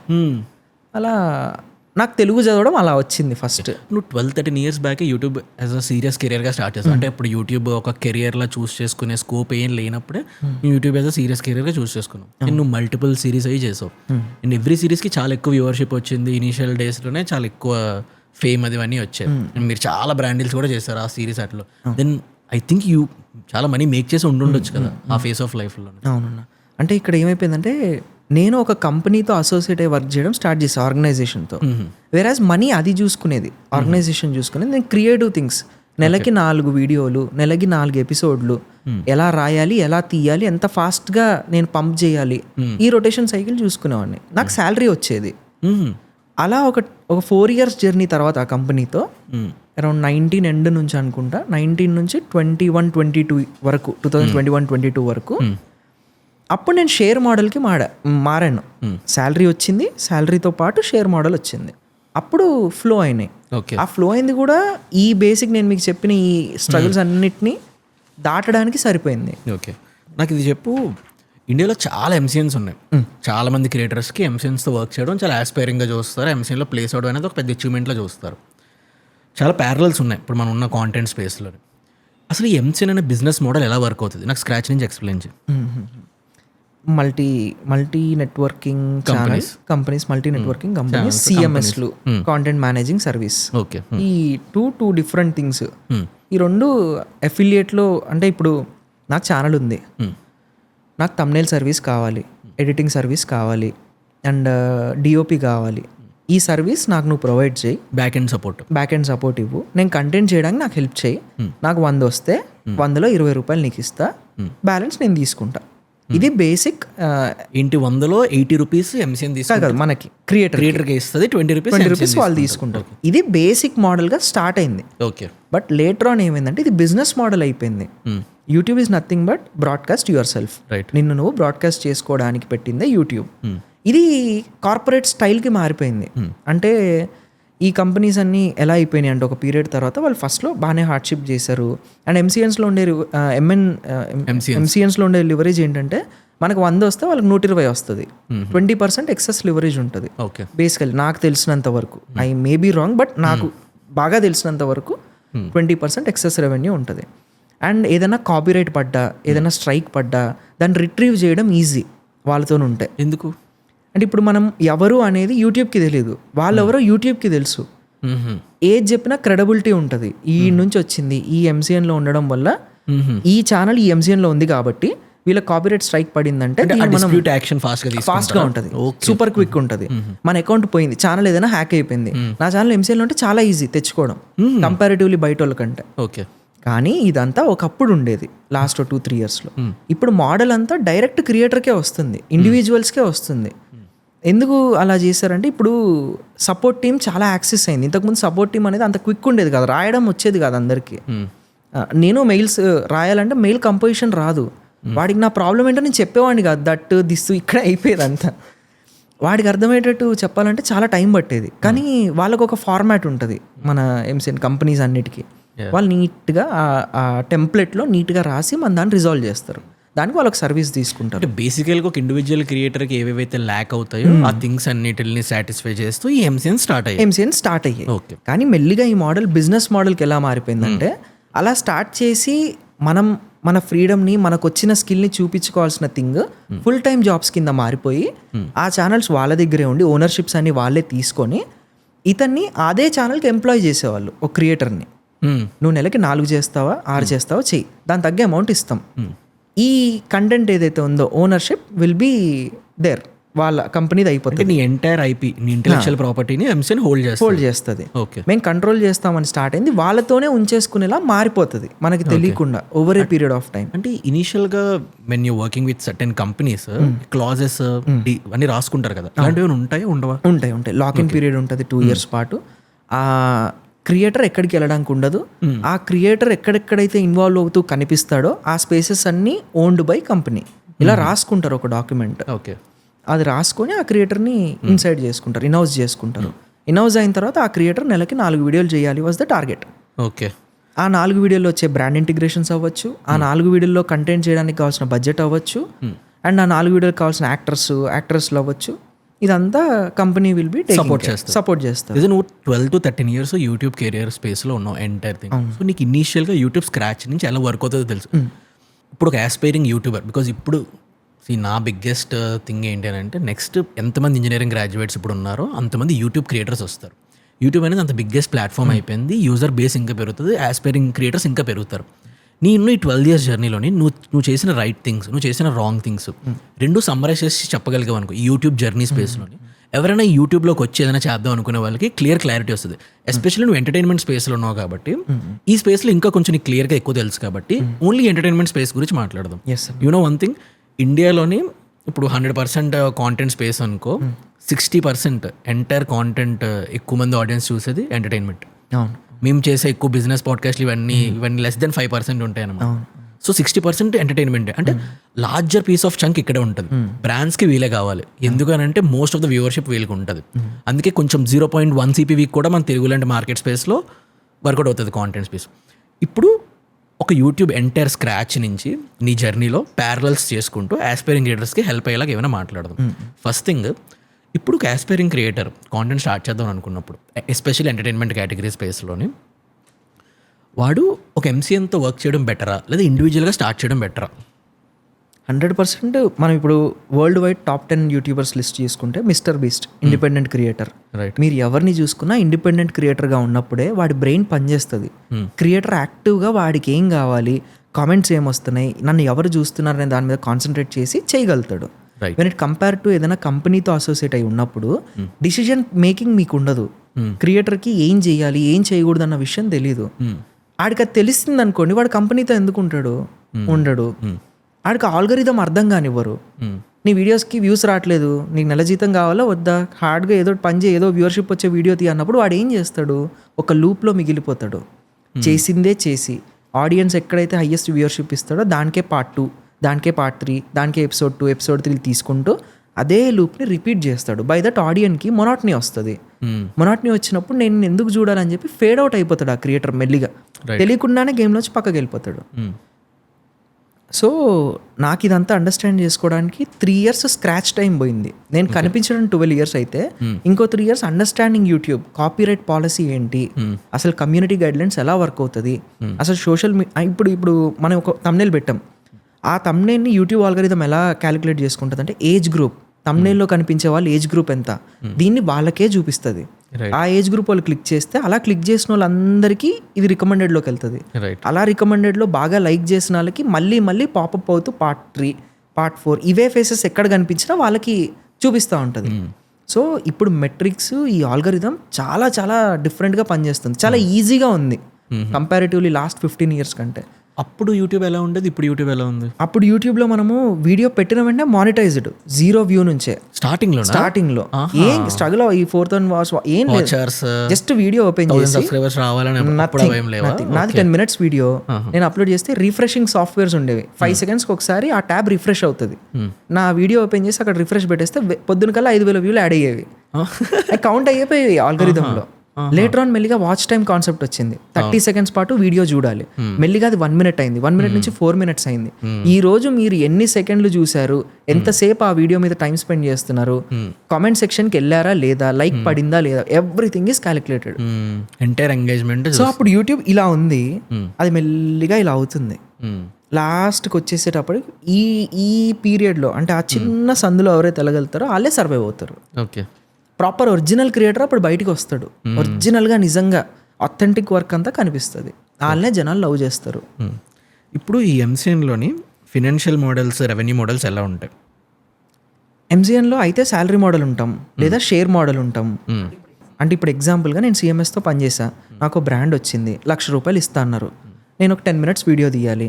ఆ వీడియో కాస్టింగ్ ఒక 30,000 ప్రొడక్షన్ కాస్ట్, లైటు, కెమెరా, యాక్టర్లు, వాళ్ళ ఫుడ్, ఆ 2-3 రోజుల షూట్ హడావుడికి 30,000 పోగా మిగిలిన 70,000 నాకు బ్రాండ్ నుంచి రికవరీ అవుతుంది. కానీ MCNకి 2 lakhs కావాలి, 3 lakhs కావాలి. వాడు అనుకున్న నెంబర్ వచ్చే వరకు ఈ క్రియేటర్ బ్రాండ్ చేయడానికి ఉండదు.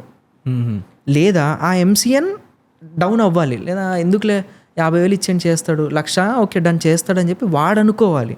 క్రియేటర్ అనుకోవడానికి ఏం ఉండదు. క్రియేటర్కి పర్క్ వస్తుంది, 1,00,000లో 10,000 ఇస్తాం. అపార్ట్ ఫ్రమ్ యువర్ శాలరీ, నీ శాలరీ 30 అయితే పైనుంచి ఇంకో 10 యాడ్ అవుతుంది, 40,000 బ్రాండ్ వీడియో కాబట్టి. అదే నేను క్రియేటర్గా ఉన్నాను అనుకోండి, ఆ ₹1,00,000 డిసిజన్ నా చేతుల్లో ఉంటుంది. ఆ బ్రాండ్ నేను తీసుకొని నేను ఎలా ఇంటిగ్రేట్ చేయొచ్చు, నేను అనుకున్న స్క్రిప్ట్లో సీమ్లెస్గా పెట్టగలుగుతానా, లేదు సీమ్లెస్గా అవ్వట్లేదు, బలవంతంగా ఇరికించాల్సి వస్తుంది, కానీ 1,00,000 కావాలి, ఎలా, ఓకే ఇక్కడ నుంచి ఈ క్యారెక్టర్ని ఆ బ్రాండ్ మాట్లాడడానికే పెట్టుకుందాము అని ఇలా ఒక డిసిజన్ మేకింగ్, ఆ క్రియేటివ్ స్పేస్ క్రియేటర్కి ఉంటుంది. ఇండివిజువల్గా ఉంటే MCN ఉన్నప్పుడు ఆ స్పేస్ ఉండదు, ఇంపాసిబుల్. అంటే చూసింగ్ ఆ బ్రాండ్ కూడా MCNలో ఉన్నప్పుడు క్రియేటర్కి పర్సనాలిటీకి సంబంధం ఉండదు. ఇప్పుడు మన పాడ్కాస్ట్ ఛానల్ బాగా హిట్లో ఉంది, CMSలో ఉన్నారు, మీ నెక్స్ట్ 6 monthsకి మీరు ఏం చేయాలనేది లైనప్లో ఉంటుంది ఆల్రెడీ బ్రాండ్ చేతుల్లో. అంటే ఏ బ్రాండ్స్ తో చేయాలనేది అవన్నీ ఉంటాయి. వీడియో ఏది నువ్వు ఎవ్వరితో చేస్తే నాకు ఎందుకు వీడియో ఏది, వీడియో ఇవ్వు, నేను బ్రాండ్ వేసుకోవాలి, వీడియో ఇవ్వు ఫస్ట్, ఇలా ఉంటుంది థింగ్స్ అన్ని. ఓకే. ఆ ప్రెషర్ మీకు వెళ్ళిపోతుంటుంది జుప్పు పైనుంచి పైనుంచి బడ్జెట్స్. మీ వీడియోకి 50,000 రూపాయలు బడ్జెట్ అయింది అనుకోండి, మీ షూట్కి ఆ రోజుకి ఎంత కావాలో అదే వస్తుంది, మొత్తం 50 రాదు. ఆ రోజుకి మీకు 4,000 5,000 ఖర్చు ఉంటుంది ట్రావెల్కి, యాక్టర్కి కూడా ట్రావెల్ పేమెంట్కి, థింగ్స్ అన్నిటికీ. ఈ మొత్తం 50,000 డబ్బింగ్ అయిపోయే లోపు పేమెంట్స్ క్లియర్ చేయాలి. కానీ అవి వీడియో రిలీజ్ అయిన 3-4 నెలలకు కూడా అవ్వవు. ఓకే. అందరికీ కంపెనీకి డబ్బులు వచ్చేసి ఉంటాయి అప్పటికే. క్రియేటర్ మధ్యలో నిన్ను నమ్మొచ్చాం, నిన్ను చూసి వచ్చామన్న మాట మనం ఫేస్ చేయాల్సి వస్తుంది. అంటే నీ కింద ఉన్న టీమ్ అవ్వచ్చు, యాక్టర్స్ అవ్వచ్చు, కొలాబరేట్ అవ్వడానికి బయట నుంచి వచ్చే ఇంక్లూడింగ్ మ్యూజిక్ కంపోజిషన్ చేసేవాడి నుంచి కూడా అందరూ మనల్నే పాయింట్ ఆఫ్ కాంటాక్ట్గా అడుగుతారు. ఆ కంపెనీ అది ఇది ఏం ఉండదు. ఇది ఇలా కొన్ని కంపెనీస్లో జరుగుతుంది. ఇంకొన్ని కంపెనీస్ ప్రాంప్ట్ ఉంటాయి, ముందే డబ్బులు ఆ క్రియేటర్కి ఇస్తే ఆ డబ్బు క్రియేటర్ నీట్గా ఇచ్చేసి ఆ గుడ్ విల్ని మెయింటైన్ చేస్తాడు. ఓకే. సో మనకి ఆ గుడ్ విల్ మెయింటైన్ అయింది కాబట్టే ఈరోజు ఇండివిజువల్ అయినా మనతో జనాలు వచ్చి పనిచేయడానికి ఇంట్రెస్ట్ చూపిస్తున్నారు. అంటే ఒక ఇండివిజువల్ క్రియేటర్ ఉన్నాడు, వాడి ఎజెండా ఏంటి, వాడికి సర్టెన్ థింగ్స్ ల్యాక్ అవుతున్నాయి. ఎడిటింగ్ అవ్వచ్చు, తమ్నైల్ డిజైనింగ్ అవ్వచ్చు, వాడికి వీడియో చేయడం ఇంట్రెస్ట్, వాడికి వీడియో చేయగలడు, బట్ తమ్నైల్ ఎలా డిజైన్ చేయాలి, ఆడి వీడియోకి తమ్నైల్ ఎలా పెట్టుకోవాలి, హై సీటర్ వచ్చే తమ్నైల్ ఏం చేయాలో తెలియదు. ఇది ఒక పక్కన పెడదాం.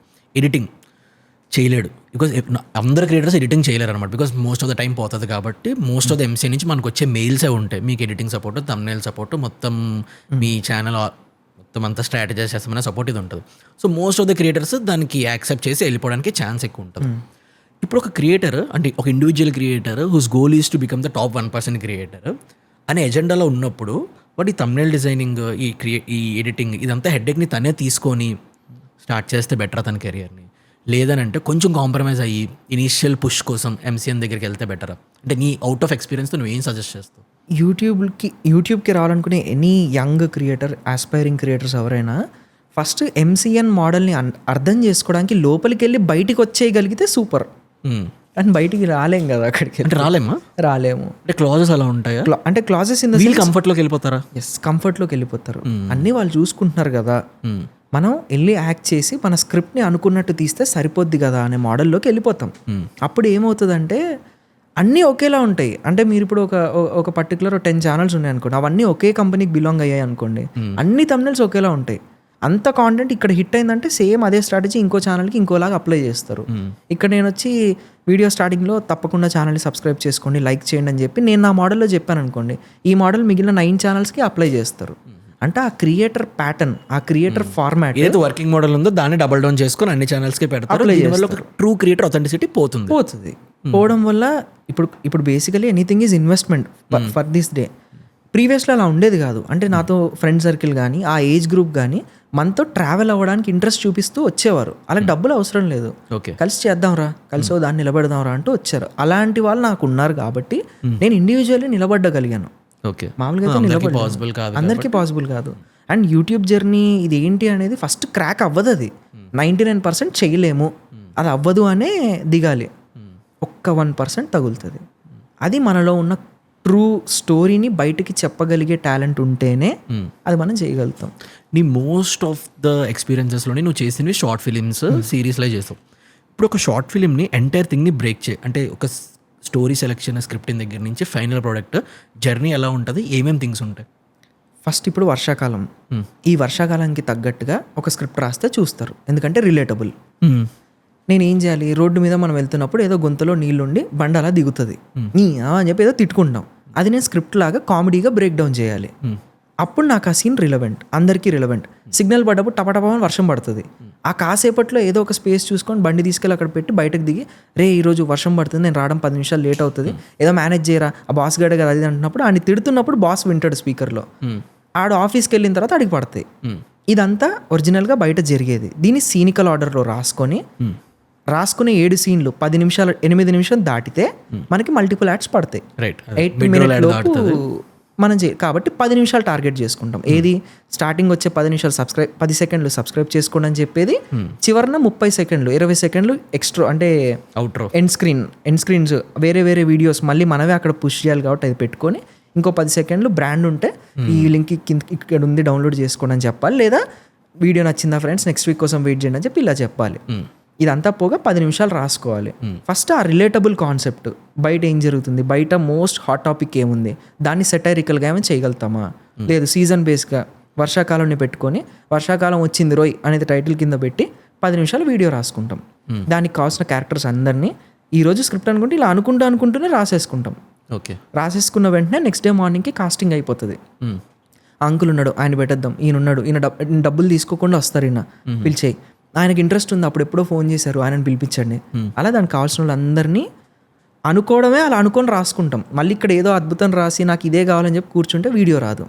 ఇక్కడ 1 డే పోయింది, 2nd డే కాస్టింగ్ పోయింది, 3rd డే షూటింగ్ పోయింది, 4th డే ఎడిటింగ్ పోయింది, 5th డే డబ్బింగ్ ఫైనల్ అయింది, 6th day upload, 7th day మళ్ళీ నెక్స్ట్ వీక్ కావాల్సిన దాని మీదకి వెళ్ళిపోవాలి. దాని మీద కూర్చుంటే అవ్వదు. ఓకే, లేదంటే మనం కంటెంట్ చేయలేం. ఎవ్రీ వీక్ వీడియో కదా, అప్పుడు 4 వీక్స్కి 4 వీడియోస్ పడాలి. అలా ఇప్పుడు వెబ్ సిరీస్ని బ్రేక్ డౌన్ చేయి. వెబ్ సిరీస్కి వచ్చేటప్పుడు కాన్సెప్ట్ ఏంటంటే 10 ఎపిసోడ్స్లో ఏం జరుగుతుంది, సింగిల్ అండ్ ఆర్డర్స్ వేయాలి. ఇవన్నీ నువ్వే రాసేవాడువా? నేను రాసుకున్నాను. అంటే ఫస్ట్ ఓవరాల్ లైన్ ఏంటి అంటే రైటింగ్ ఎక్కడ నేర్చుకున్నావు? రైటింగ్ నేను రామ్ గోపాల్ వర్మ గారి దగ్గర నేర్చుకున్నా, రైటింగ్ అండ్ జేడి చక్రవర్తి గారి దగ్గర, వీళ్ళిద్దరి దగ్గర. అది ఇంకో స్టోరీ, అది మళ్ళీ మాట్లాడదాం.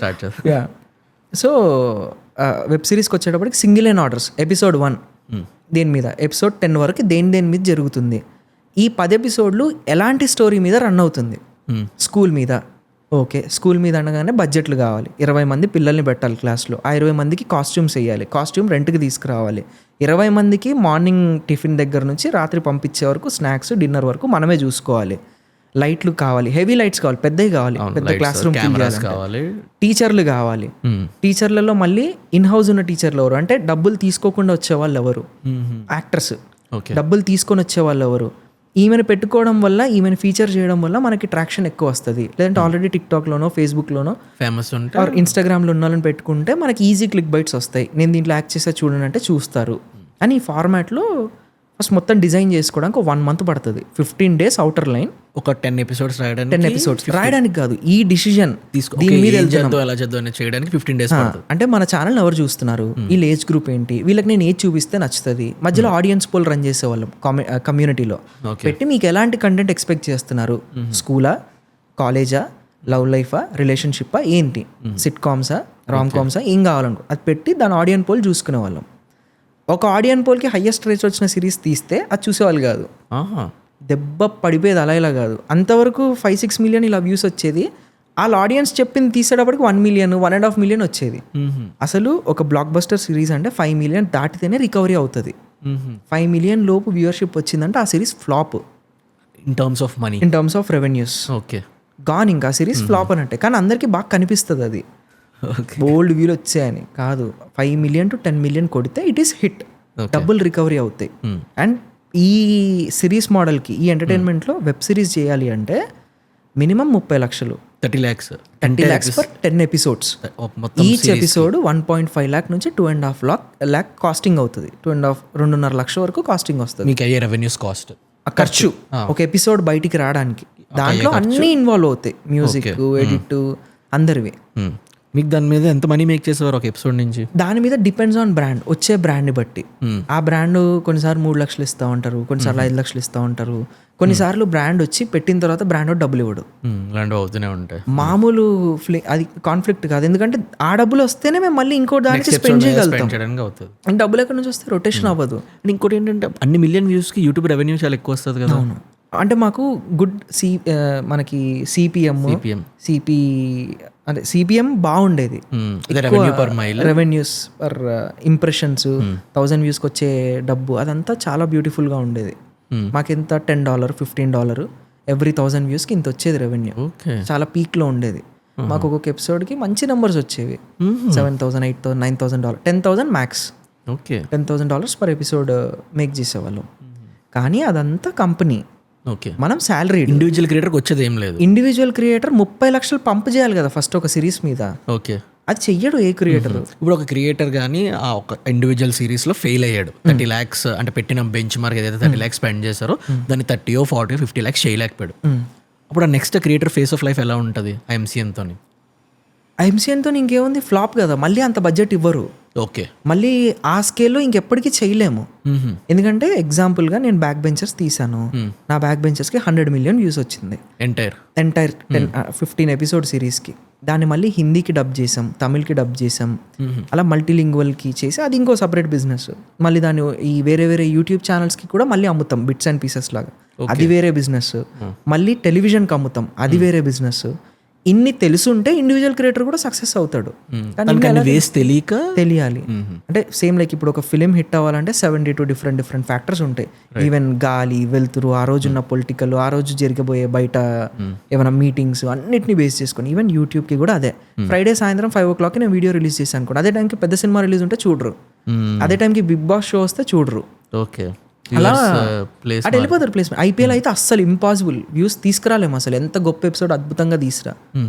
ఆ ఫ్యాక్టర్స్ అన్నిటిని దృష్టిలో పెట్టుకొని ఓ ప్రొడ్యూసర్ లాగా ఆలోచించి టైమ్లీ ప్రాపర్ రిలీజ్ అవ్వాలి. ఓకే, అప్పుడు అది రైట్ ప్లేస్కి వెళ్తుంది. ఇప్పుడు అంటే ప్రతి జర్నీని ఒక్కొక్క మెట్రిక్స్ ఉంటుంది దాన్ని డిఫైన్ చేసి. ఒక ఇండివిజువల్ క్రియేటర్ అవ్వండి, ఒక ఎంసీఎన్లో క్రియేటర్ అవ్వండి, ఒక క్రియేటర్కి డిఫైన్ చేసేదే మెట్రిక్స్. వ్యూస్ అవ్వచ్చు, సబ్స్క్రైబర్స్ అవ్వచ్చు, దాని నుంచి వచ్చే రెవెన్యూస్ అవ్వచ్చు. గుడ్ టర్మ్స్లో ఉన్నాయంటే ఆపర్చునిటీస్ పంపిణీ అవుతాయి, దాని నుంచి గ్రో అవుతాడు. And every creator can be relevant every time. అంటే నువ్వు చేసే ప్రతి ఎపిసోడ్ జనాలు చూడాలని రూల్ ఏమి ఉండదు. ఆ టైంకి నువ్వు చెప్పినట్టు ఆ టచ్ పాయింట్స్ కానీ లేకపోతే సక్సెస్ అయ్యే రేట్ చాలా తక్కువ ఉంటుంది. అలా వాట్ ఇఫ్ ఆ క్రియేటర్ ఇర్రెలవెంట్ అవుతున్నాడు అని అన్నప్పుడు ఎంసీఎన్ ఆ క్రియేటర్ ఇంకా హోల్డ్ చేస్తుందా? జస్ట్ బికాస్ తను ఇర్రెలవెంట్ అవుతున్నాడు, తన నుంచి ఇంకేం బిజినెస్ రావట్లేదని చెప్పేసి వదిలేస్తుందా? ఎప్పుడైనా ఎంసీఎన్ ఏంటంటే లాస్ట్ 0.001% ఛాన్స్ ఉన్నా హోల్డ్ చేయడానికే చూస్తుంది. ఎప్పుడైతే ఆ క్రియేటర్కి బిజినెస్ అర్థమవుతుందో, ఎప్పుడైతే వాడు కంపెనీలో ఆలోచించడం మొదలు పెడతాడో అప్పుడు వదిలేయడానికి ప్లాన్ చేస్తుంది. ఓకే, సో మీరు ఎంతసేపు స్క్రీన్ ముందు ఏం చేసినా కంపెనీకి సూపర్ రెవెన్యూ మేక్ చేస్తారు. కాబట్టి ఆ రెవెన్యూ ఎలా వస్తుంది, ఆ రెవెన్యూని ఎలా డిస్ట్రిబ్యూట్ చేస్తారు, ఆ రెవెన్యూలో నీకు ప్రాఫిట్ ఎంత మిగులుతుంది, గ్రాస్, నెట్, ఇవన్నీ అర్థమైనప్పుడు you will be washed out from that company. ఎంత గొప్ప అసోసియేషన్ ఉన్నా సరే, ఎంత గొప్పగా మనం బాస్తో అటాచ్డ్ ఉన్నా సరే, మనం ఇర్రిలవెంట్ వాళ్ళు చేస్తారు.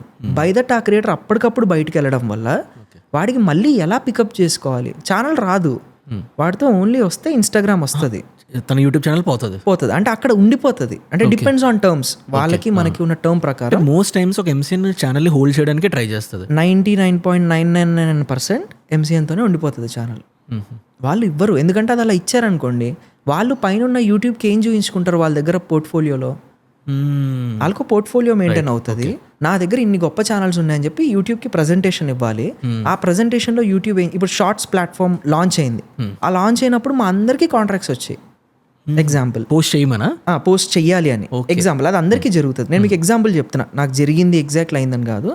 ఎగ్జాంపుల్ ఎందుకు చెప్తున్నానంటే అసలు ఏం జరుగుతుందని. ఏదైనా కొత్త ఫీచర్, ఒక కొత్త టూల్ యూట్యూబ్లో వస్తే టాప్ క్రియేటర్స్ దాని మీద బ్యాక్ టు బ్యాక్ కంటెంట్ చేస్తే మిగిలిన వాళ్ళందరికీ వెళ్తుంది. అది ఆబ్వియస్లీ వాళ్ళు కూడా చూసి చేస్తారు అని.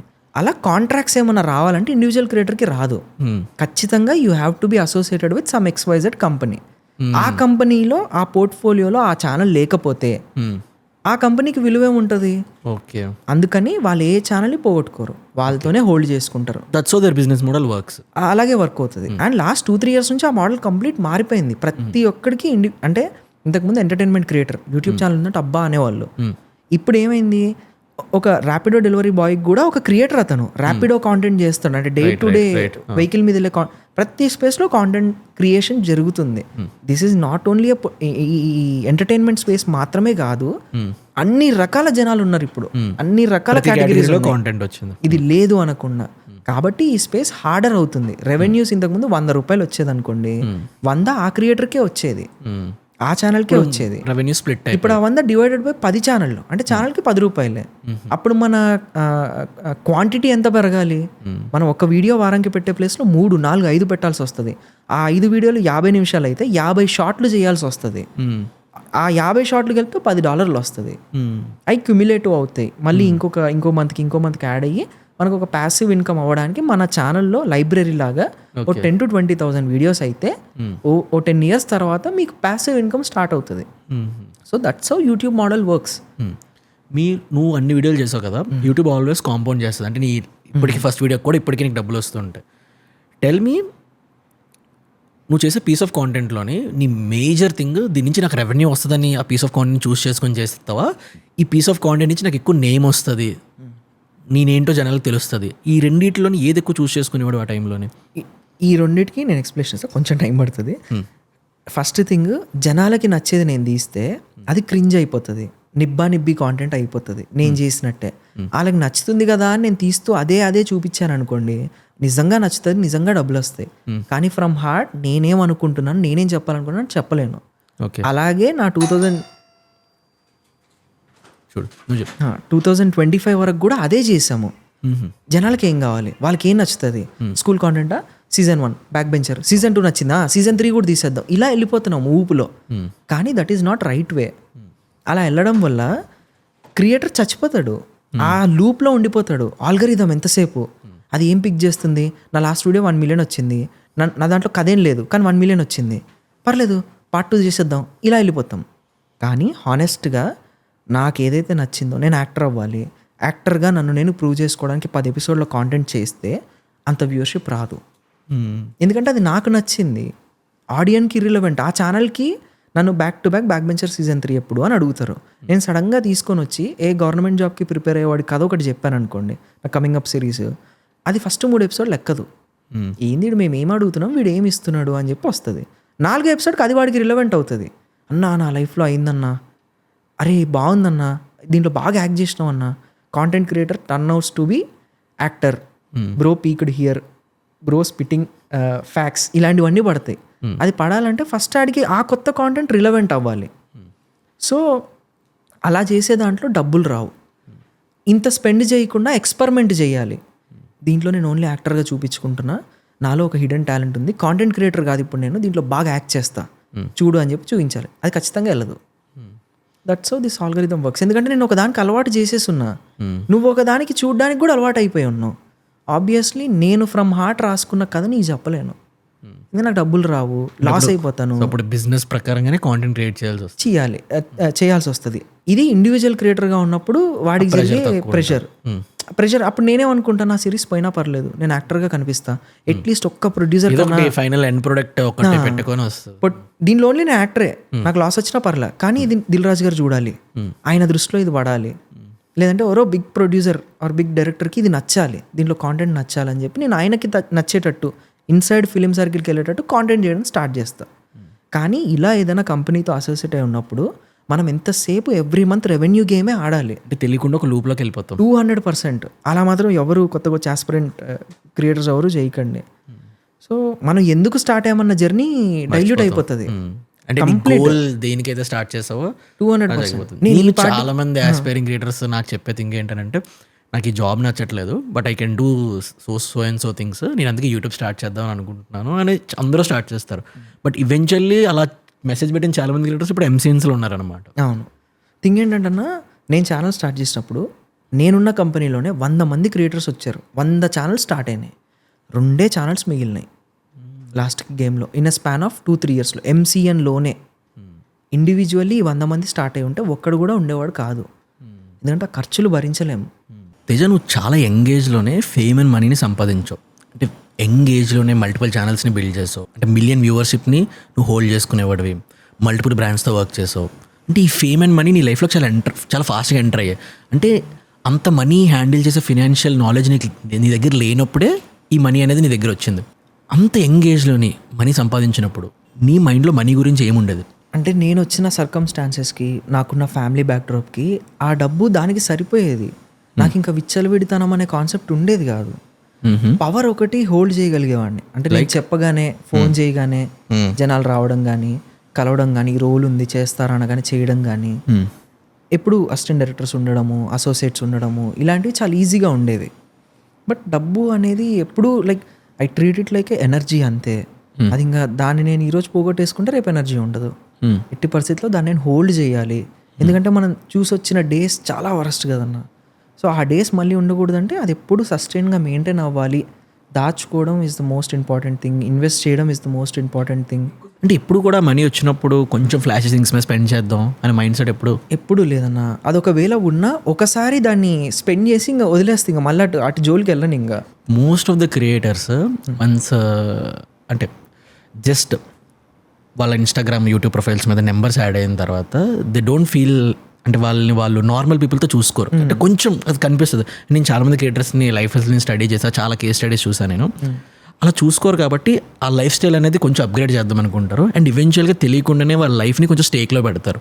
అంటే వన్స్ గోయింగ్ కొంచెం పైకి వెళ్ళిన తర్వాత మళ్ళీ వెనక్కి రాలేవు కదా తేజ. ఇప్పుడు ఫర్ ఎగ్జాంపుల్ నువ్వు ఒక 10,000 రూపీస్ షర్ట్ వేసుకున్నావు, నీ లైఫ్ స్టైల్ అలా అలవాటు అయిపోయింది, జనాలు నేను అలానే చూసారు. ఇప్పుడు మళ్ళీ ఒక 2,000 రూపాయలు షర్ట్ వేసుకోవాలంటే మనసు ఎలా ఒప్పుకుంటుంది? నువ్వు తిరిగే సర్కిల్ కూడా నీకు అది డిమాండ్ చేస్తుంటుంది కదా. అలాంటి సిచ్యువేషన్స్లో ఎప్పుడైనా ఇబ్బంది పడి అవ్వకపోయినా సరిపోకపోయినా దాని మీద ఇన్వెస్ట్ చేసి ఆ లైఫ్ స్టైల్ క్యాటర్ చేయడం అలాంటి థింగ్స్ ఎప్పుడైనా నీ లైఫ్లో అయ్యాయి? ఎప్పుడూ చేయలేదన్నా. ప్లస్ నాకు అలాంటి లైఫ్ స్టైల్ కూడా ఎప్పుడు నేను ఉండాలి అనుకున్న థింగ్ కాదు. అది నా కప్ ఆఫ్ టీ కాదు. Okay, it is just part and parcel of life అన్నట్టే. కానీ ఓకే వెళ్తున్నాం ఉన్నాం అంతవరకు. నేను దాని మీద స్పెండ్ చేసి అందరి ముందు నేను కనిపించాలి అనో, లేదంటే అవును దీని మీద నేను స్పెండ్ చేయాలి, కనిపిస్తుంది, అందరికీ చూపించుకోవాలని చెప్పి అయితే ఇప్పటివరకు ఏది చేయలే. ఏది చేయాల్సిన అవసరం కూడా రాలేదు. నేను ఎలా వెళ్ళినా నన్ను అలాగే ట్రీట్ చేస్తారు కదా, ఇట్స్ ఓకే అన్నట్టు ఉంటుండే అంతే. అట్లా స్టేక్ చేసిన సిచ్యువేషన్స్ ఏం లేవు. కానీ నా చుట్టుపక్కల ఉండేవాళ్ళు అలా చేసుకునేవారు. తెలిసేది చాలా అప్పులు చేసి మరి కార్లు కొనుక్కొని, అప్పులు చేసి మరి ఇల్లులు కట్టుకొని, ఈఎంఐలు కట్టుకోలేక, just to show them self that we're okay, మేము బాగానే ఉన్నాం. మెయిన్లీ నా ఏజ్ గ్రూప్లో ఉండే యంగ్స్టర్స్ 25 to 30 లోపు అర్జెంట్గా ఏదో మంచి సాఫ్ట్వేర్ జాబ్ కొడతారు. 30,000-40,000 శాలరీలోనే బైకులు కొనేసుకొని, ఈఎంఐలు కట్టుకోలేక, కార్లు లేనిపోయిన హెడ్ఏక్స్ అన్ని పెట్టుకొని చాలా ఇబ్బంది పడుతుంటారు. దానికి ఎవరు పేరెంట్స్ కూడా ఏం చేయలేరు ఇంకా దాన్ని. సో అలాంటి లూప్లోకి వెళ్ళిపోకుండా నన్ను నేను కంఫర్టబుల్గా పెట్టుకున్నా ఫస్ట్. ఈఎంఐ ట్రాప్ కానీ, క్రెడిట్ కార్డ్ బిల్స్ కానీ, లేదంటే నన్ను నేను అప్పుల్లో నెట్టేసుకొని తోపులా చూపించుకునే థింగ్స్ని కానీ అటేటిని నేను చూడలేదు. ఎందుకంటే నాకు రియల్ లైఫ్ ఎక్స్పీరియన్స్లు బాగా దగ్గరగా చూశాను కాబట్టి. నీ లైఫ్లో ఈ ఫేమ్ అది వచ్చిన తర్వాత, ఫేమ్ రాకముందు ఫ్రెండ్షిప్స్కి, ఫేమ్ వచ్చాక ఫ్రెండ్షిప్స్కి, in terms of because most of the time నువ్వు ఎంటైర్ థింగ్ వర్క్ చేసేది నీ ఫ్రెండ్స్, నీ team are both the same కాబట్టి ఎలా ఉండేది ఆ జర్నీ?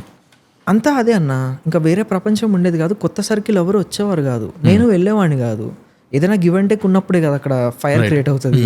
నేను ఎక్కడికి వెళ్ళను, ఏదున్నా వీళ్ళతోనే ఐడియా షేర్ చేసుకోవడం, దాన్ని క్యూరేట్ చేయడం, వెంటనే నెక్స్ట్కి దాన్ని ప్రాసెస్ చేయడం, ఎగ్జిక్యూట్ చేయడం. అలాగే 7 years చేసాం. ఎవ్రీడే కూర్చోవడం, ఇట్లాంటి ఫ్లాట్ ఒకటి సెట్ చేసుకొని మాట్లాడడం, కంటెంట్ రాసుకోవడం, వెంటనే షూట్కి వెళ్ళిపోవడం. అలా మల్టిపుల్ సిరీస్లు దాంట్లోనే అయిపోయేవి. నేను బయట కలిసేది ఎవరైనా ఉంటే యాక్టర్స్ని, ఆ సిరీస్లో ఆ రోల్స్ చేయడానికి వచ్చే వాళ్ళనే. అంతే, ఇంకా స్పెసిఫికలీ నాకు ఫ్రెండ్స్, వాళ్ళతో చిల్ అవ్వడం, సండే రోజు రెస్ట్ అవ్వడం, వీకెండ్ డేస్ ఇలా ఏవి ఉండేవి కాదు. అలా ఏవి పెట్టుకోను కూడా.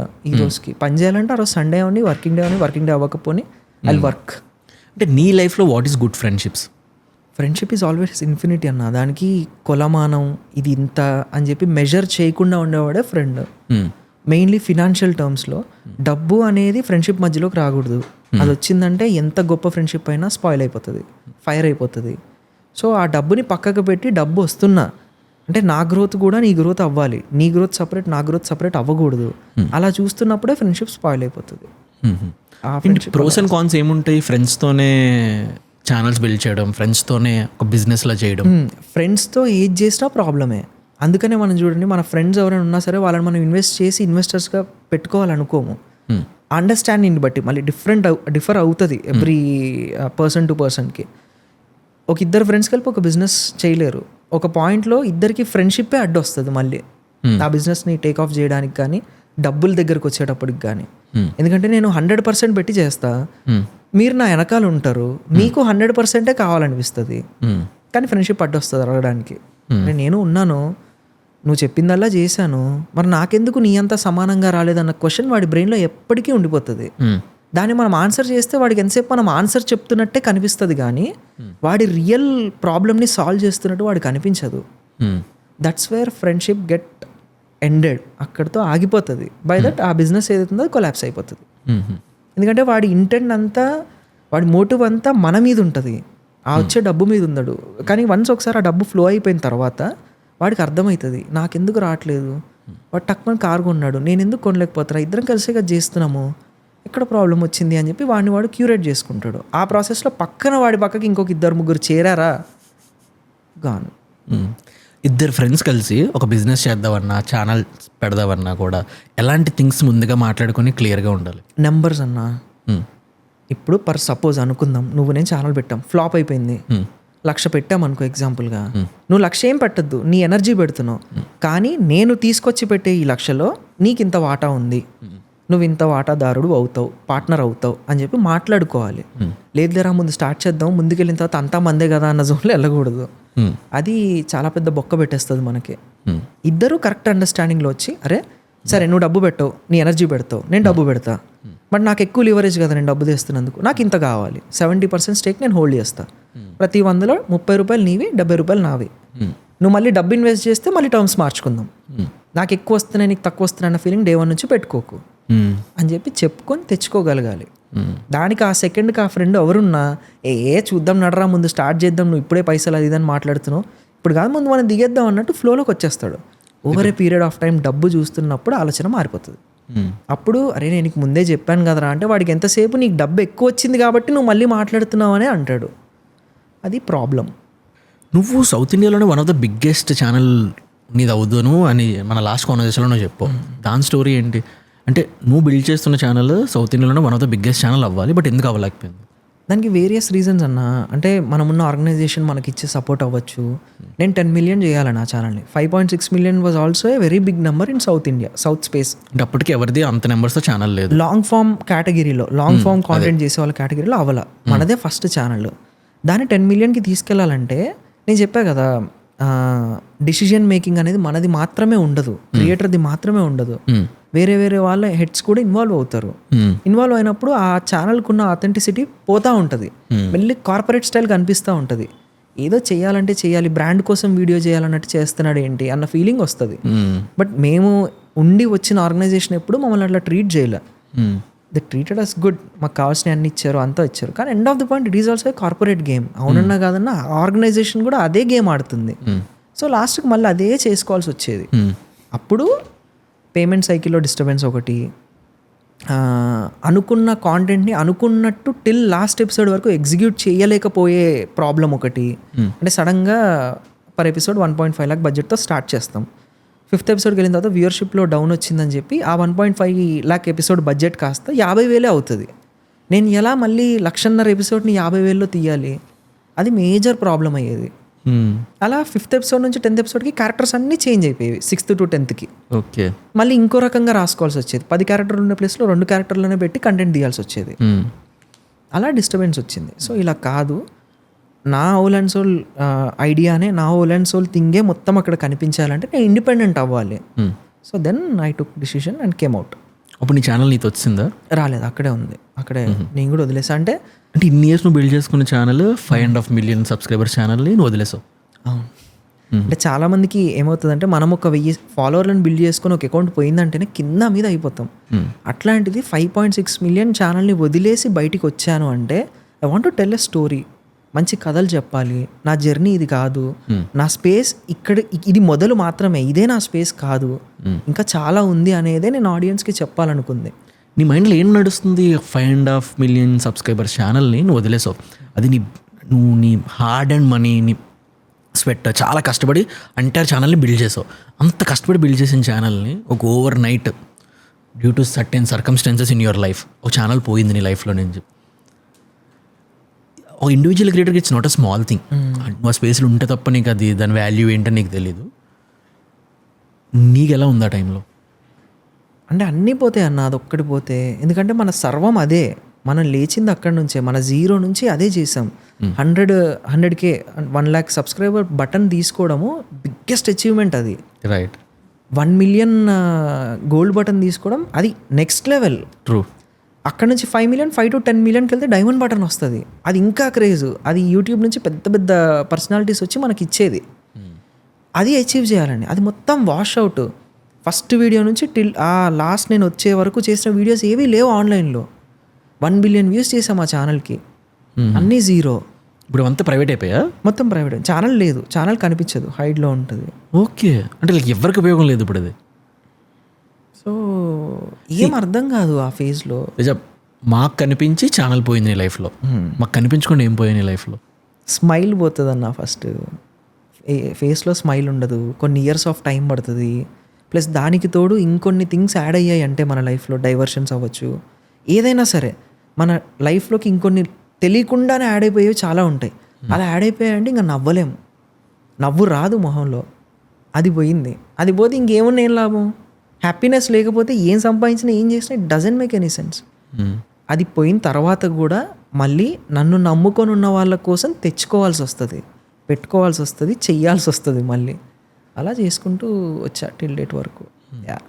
జనరల్గా మనం ఎవ్రీ మిడిల్ క్లాస్ ఫ్యామిలీలో నుంచి ప్రతి ఫాదర్ ఒక లైన్ చెప్తారు. మనం కాలేజీలు బంక్ కొట్టినప్పుడు, మనం సరిగ్గా చదువుకోలేనప్పుడు, వేరే వాళ్ళ మన నైబర్స్కి మన కజిన్స్కి మంచి మార్క్స్ వస్తున్నప్పుడు, మనకు కొంచెం కంపారిటివ్లీ తక్కువ వస్తున్నప్పుడు ప్రతి ఫాదర్ ఒకటే చెప్తారు. మదర్ మనకు చెప్తారనమాట, మీ డాడీకి ఈ సరౌండింగ్స్లో మంచి పేరు ఉంది, నువ్వు దాన్ని నిలబెట్టకపోయినా పర్లేదు కానీ పరువు తీకు అని. బట్ ఇన్ యువర్ లైఫ్ ఎక్కడో నీకు అనిపించిందా నేను మా ఫాదర్ రెస్పెక్ట్ని డౌన్ చేశాను? చాలాసార్లు అనిపిస్తుంది అన్న. And at the same time ఆయన ఒక ఫెయిల్డ్ యాక్టర్గా ఉండిపోయారు. అలా చెప్పొచ్చో చెప్పకూడదో నాకు తెలియదు, but still he's a struggling actor comparatively failed కంటే కూడా. ఆ స్ట్రగలింగ్ ఫేస్ నుంచి I just want to make him and give him a good success with what I have learned. తీసుకొని వచ్చి సోషల్ స్పేస్లో పెట్టానండి, సోషల్ మీడియాలో. ఆయనకి ఇప్పుడు 200K సోషల్ మీడియా ఫాలోవర్స్ ఉన్నారు ఇన్స్టాగ్రామ్లో. అండ్ హలో అంకుల్ అని చెప్పే ఛానల్లో 2.5 million సబ్స్క్రైబర్స్ ఉన్నారు ఆయన. ఇంట్రెస్టింగ్. ఆయన ఇప్పుడు చేస్తున్న షార్ట్ సిరీస్ కూడా it was 1 billion views series, short series. So ఆయనను కూడా తిట్టించా నేను. తిట్టేవారు జనాలు లిటరల్లీ ఫర్ నథింగ్. అంటే ఇప్పుడు మేము మిస్టేక్ చేసి ఉండొచ్చు, చేసాము కొన్నిసార్లు, అయింది. అది వీడియో రూపంలోనే అయింది, వీడియోలోనే ఏదో చెప్పాలన్న ఇంటెంట్తోనే చేసి తిట్టించుకున్నాం. అది పర్సనల్ లైఫ్ని ఎఫెక్ట్ చేస్తుంది కదా. వాడు తిడితే ఆ వీడియోలో నువ్వు ఇలా తప్పు మాట్లాడు, ఆ టాపిక్ తప్పు జరిగిందని చెప్పి తిట్టాడు. వాడు ఇంటూ లైఫ్ వచ్చేసి తిట్టేస్తాడు ఫర్ నథింగ్. అరే అయింది, ఓకే ఐఎమ్ సారీ, ఇట్లా జరిగింది, నేను ఒకటి ప్రూవ్ చేసి పెట్టా అపాలజీ పోస్ట్ పెట్టి నేను ఒకటి చెప్పాలనుకున్నా, ఇంకొకటి అయింది, completely my bad, my mistake అని చెప్పేటప్పటికే మా నాన్నను కూడా ఫ్రంట్ బ్యాక్ లెఫ్ట్ రైట్ వేస్తారు. అది I feel very bad about it. Like involving family into social space అనేది నెవర్, ఎప్పుడు చేయకూడదు. After a certain point of time అది నీతో పాటు నీ ఫ్యామిలీని కూడా ఎఫెక్ట్ చేస్తుందనంటే ఒక ఇండివిజువల్ క్రియేటర్కి ఎలా ఉంటుంది అది? అది అస్సలు తీసుకోలేమన్నా, మన వల్ల అవ్వదు. ఎందుకంటే మనల్ని తిడితే, నన్ను అంటే నేను తీసుకోగలుగుతా. సంబంధం లేకుండా మా నాన్నని, అమ్మని, తమ్ముడిని డిఫరెంట్గా ఎవరికి నచ్చిందాడు, ఎవరి వర్షన్లో వాళ్ళు, ఎవరి నరేటివ్లో వాళ్ళు తిట్టే దాంట్లో అట్లీస్ట్ ఏదైనా పాయింట్ ఉంటుందా, దీని విషయంలో తిడుతున్నారంటే ఐ అగ్రీ. పర్సనల్ లైఫ్ని టార్గెట్ చేసి తిడతారు. ఆ పాయింట్, ఆ టాపిక్ పాయింట్ కూడా ఉండదు. అది ఎందుకు అట్లా జరుగుతుందో అర్థం కాదు. అసలు ఎందుకు తిట్టించుకుంటున్నామో కూడా అర్థం కాదు. అలా వెళ్ళిపోతూ ఉంటుంది. కొన్ని డేస్ గడిచిపోతే ఆ టాపికే మర్చిపోతారు, షిఫ్ట్ మళ్ళీ ఇంకోటి ఏదో కొత్తగా వచ్చే ట్రెండింగ్ టాపిక్ మీదకి వెళ్ళిపోతారు. ఆ స్పేస్ ఎందుకు అట్లా అవుతుంది, ఆ కామెంట్ సెక్షన్ ఎందుకు అలా అవుతుందో అర్థం కాదు. అట్లా చాలాసార్లు అయింది. నీ లైఫ్లో ఒక ఫేస్ ఆఫ్ లైఫ్ ఉంది, నాకు దీని ఎలా వర్డ్స్లో పెట్టాలో కూడా అర్థం కావట్లేదు. నీ కెరియర్ పీక్గా ఉన్న టైంలోని ఒక ఫేస్ ఆఫ్ లైఫ్ నీ ఎంటైర్ కెరియర్ని అప్ సైడ్ డౌన్ చేస్తుంది. అంటే ఓవర్ నైట్ నువ్వు బిల్డ్ చేసుకున్నంత తలకిందులు అయిపోయింది. అలాంటి సిచ్యువేషన్ నీ లైఫ్లో అవుతున్నప్పుడు నీ మైండ్లో ఏం నడుస్తుంది ఆ టైంలో? సో ఆ టైం ఫ్రేజ్లో ఇట్ వాస్ లైక్ మొత్తం షాటర్ అయిపోయింది. ఇంకా జీరో. మనం ఏం అచీవ్ చేసాం, ఎంతవరకు వచ్చాం, అంతా జీరో అయిపోయింది. అప్పుడు నాకు ఒక మెంటార్ ఉండేవారు, నాకంటే ఒక 10-15 years పెద్ద. నువ్వు ఎందుకు వచ్చావు, ఏం చేయడానికి వచ్చావు, అది మాత్రం ఎప్పుడూ మర్చిపోకు, ఇది మాత్రం గుర్తుపెట్టుకో అని మాత్రమే ఆయన ఇన్సిస్ట్ చేస్తూ ఎప్పుడూ చెప్పేవారు. అంటే అది ఎలా అంటే ఎప్పుడైతే మనం జీరో అయిపోయాం అనుకుంటే అప్పుడే కనిపించే పర్సన్ లాగా. అలా ఆయన వేరే is not in to this film or something, ఈ ఫీల్డ్కే సంబంధించిన వ్యక్తి కాదు. అలా ఆయన వచ్చి ఎందుకు వచ్చావు మాత్రం మర్చిపోకు, చిల్, ఆల్ ద బెస్ట్ అని చెప్పి వెళ్ళిపోయారు. ఓకే, ఏది కూడా నా ఫోకస్ని కానీ నా గోల్ని కానీ ఓవర్ షాడో చేసే థింగ్స్ ఏవి కూడా బ్రెయిన్లో ఉండకూడదు. ఇప్పుడు నేను దీని నుంచి బయటికి రావడానికి నాకు కాంటెంట్ కావాలి. కాంటెంట్ ఏంటి, అసలు నేను ఏం చేశాను, ఇప్పుడు ఏం చేస్తే బాగుంటుంది, ఎలాంటి కాంటెంట్ తీయాలి, ఎలాంటి వెబ్ సిరీస్కి ప్లాన్ చేసుకోవాలని చెప్పి మళ్ళీ కూర్చొని రీవర్క్ చేశా. 3 months అంతా సెట్ చేసుకొని మళ్ళీ సిద్ధు బీకామ్ అని చెప్పి సిరీస్ తీసుకొని దాంతో మళ్ళీ ఇంకా గెట్ బ్యాక్ అయిపోయా. సో అప్పుడు ఫాదరు, మదరు, ఇద్దరు థింగ్స్లో నేను ఏం చెయ్యట్లేదని మాత్రమే వాళ్ళకి తెలుసు.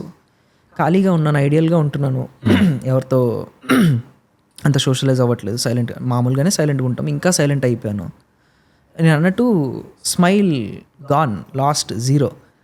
అప్పుడు మా నాన్న ఉండి, నీ సోషల్ స్పేస్లో తిడుతూ ఉంటారు, పొగుడుతూ ఉంటారు, అది ఎప్పుడు కూడా అది నిన్ను డ్రైవ్ చేయకూడదు. వాళ్ళు ఎవరైతే తిడుతున్నారో, ఎవరైతే నిన్ను పొగుడుతున్నారో అవి ఏవి నిన్ను డ్రైవ్ చేయకూడదు. నిన్ను నువ్వే మళ్ళీ డ్రైవ్ చేసుకోవాలి. ఎవరన్నా నిన్ను ఆపేది ఉందంటే అది నువ్వే.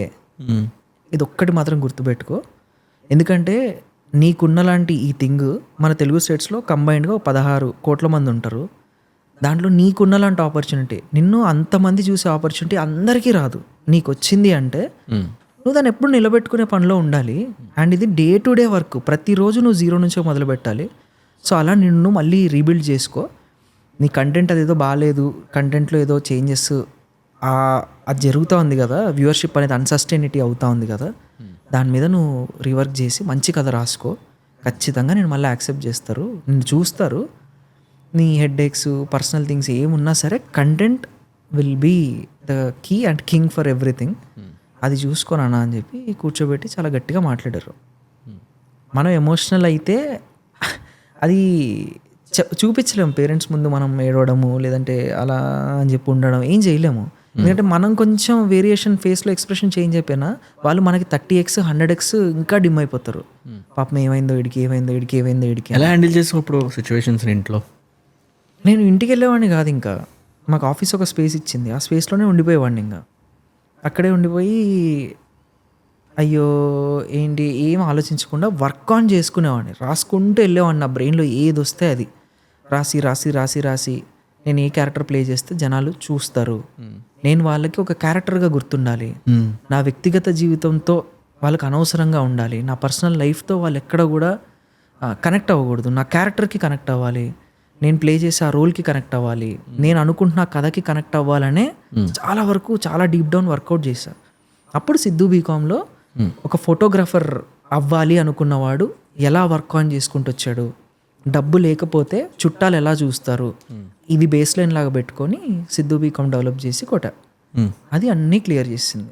ఇలాంటి ఫేసెస్ ఆఫ్ లైఫ్లో అయినప్పుడు 2 things అవ్వచ్చు. వన్స్ కంప్లీట్లీ డిప్రెస్ అయిపోయి ఏం చేయలేని స్టేజ్లోకి వెళ్ళొచ్చు, దాని నుంచి బయటకు వచ్చి నీ వర్క్ని మళ్ళీ నువ్వు రీస్టార్ట్ చేసే స్టేజ్లోకి రావచ్చు. నువ్వు ఈ ఫస్ట్ ఫేజ్లో కాకుండా ఈ సెకండ్ రీస్టార్ట్ చేసుకొని మళ్ళీ దాన్ని వర్క్ చేయడం స్టార్ట్ చేసావు.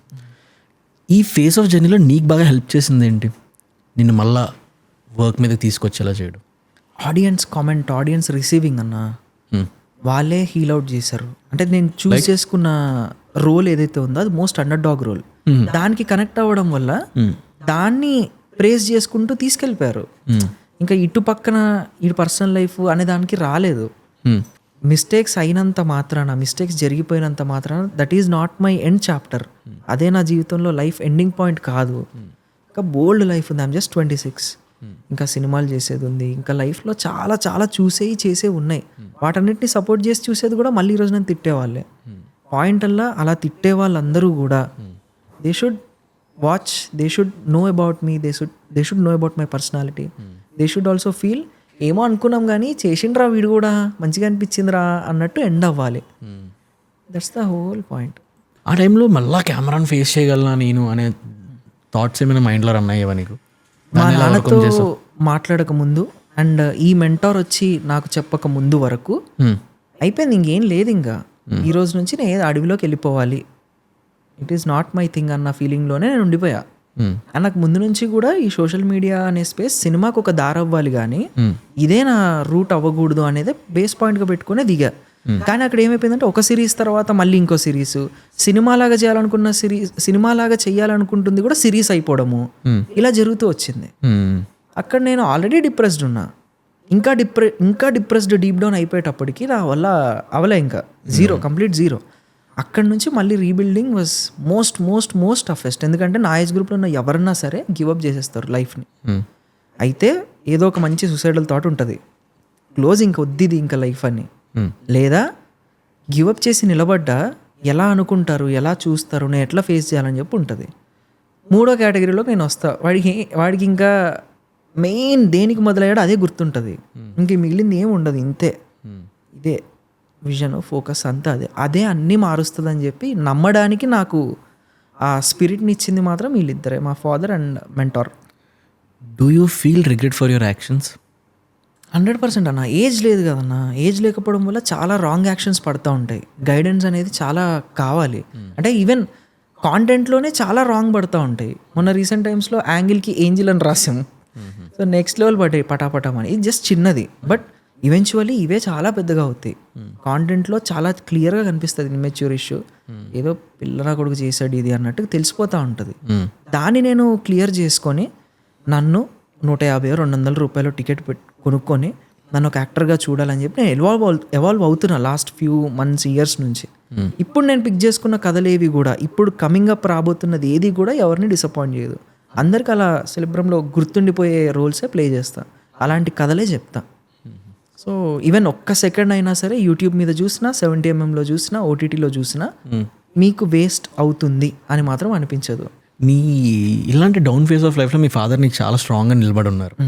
అది ఏదో ఒక ఇంటర్వ్యూలో కూడా చూసాం, మీ ఫాదర్ నీకు సపోర్ట్ చేస్తుంటే దాని కింద కూడా చాలా బ్యాక్లాష్ వచ్చింది. దీన్ని ఎలా చూస్తావు? అంటే ఏ ఫాదర్ కన్నా ఉండేది కొడుకుని తిడుతున్నారు, కొడుకుని ఏదో ఒకటి అంటున్నారు అని. బట్ ఆయనకి అంటే ఆయన ఎంతసేపు సేవ్ చేయాలనే కానీ అంతకు మించి ఆయన పెద్ద తీసుకుంది కూడా ఏం లేదు అక్కడ. ఆయన మీ ఇద్దరికి కాన్వర్జేషన్స్ ఎలా ఉంటాయి? చాలా కూల్గా ఉంటాయి అన్న. మంచిగా మాట్లాడతాము, మంచిగా ఉంటుంది. ఎంతసేపు ఈ కాంటెంట్ నెక్స్ట్ టైం చేద్దాము, ఇట్లా వెళ్దాము, ఇలాంటి కైండ్ ఆఫ్ టాపిక్ని చూస్ చేసుకుందాం, ఇది మాట్లాడతాము, ఇది చేస్తాము అని. బేసికలీ ఆయనకు పెద్ద తెలియదు అన్న. చాలా అమాయకుడిలాగా చెప్పచ్చు, అమాయకుడు అనే చెప్పచ్చు పర్ఫెక్ట్గా చెప్పాలంటే. ఎంతసేపు వీడిని తిట్టేస్తున్నారు, వీని ఏదోటి అనేస్తున్నారు, మనం కాపాడగలుగుతామేమో, నాకు తెలిసింది ఏదని చెప్తే వింటారేమో అనే ఫేజ్లోనే ఆయన వెళ్ళేవారు. కానీ ఎప్పుడు కూడా ఆయనను ఎందుకు తిడుతున్నారో ఆయనకి తెలియదు ఇప్పటికీ. ఫోన్ ఇదంతా కరెక్ట్గా వాడడం ఈ థింగ్స్ ఏం తెలియదు, అన్నీ మేమే హ్యాండిల్ చేసుకుంటాము. సో ఆయన వెళ్ళి ఇంటర్వ్యూ ఇస్తే చాలా రెస్పెక్ట్ఫుల్గా పిలుస్తారు ఇలాంటి పొజిషన్స్కి. ఎంతో చేస్తే కానీ ఇక్కడ వరకు రాము అన్న ఫేజ్లోనే ప్రతిదానికి వెళ్ళి అటెండ్ చేస్తారు.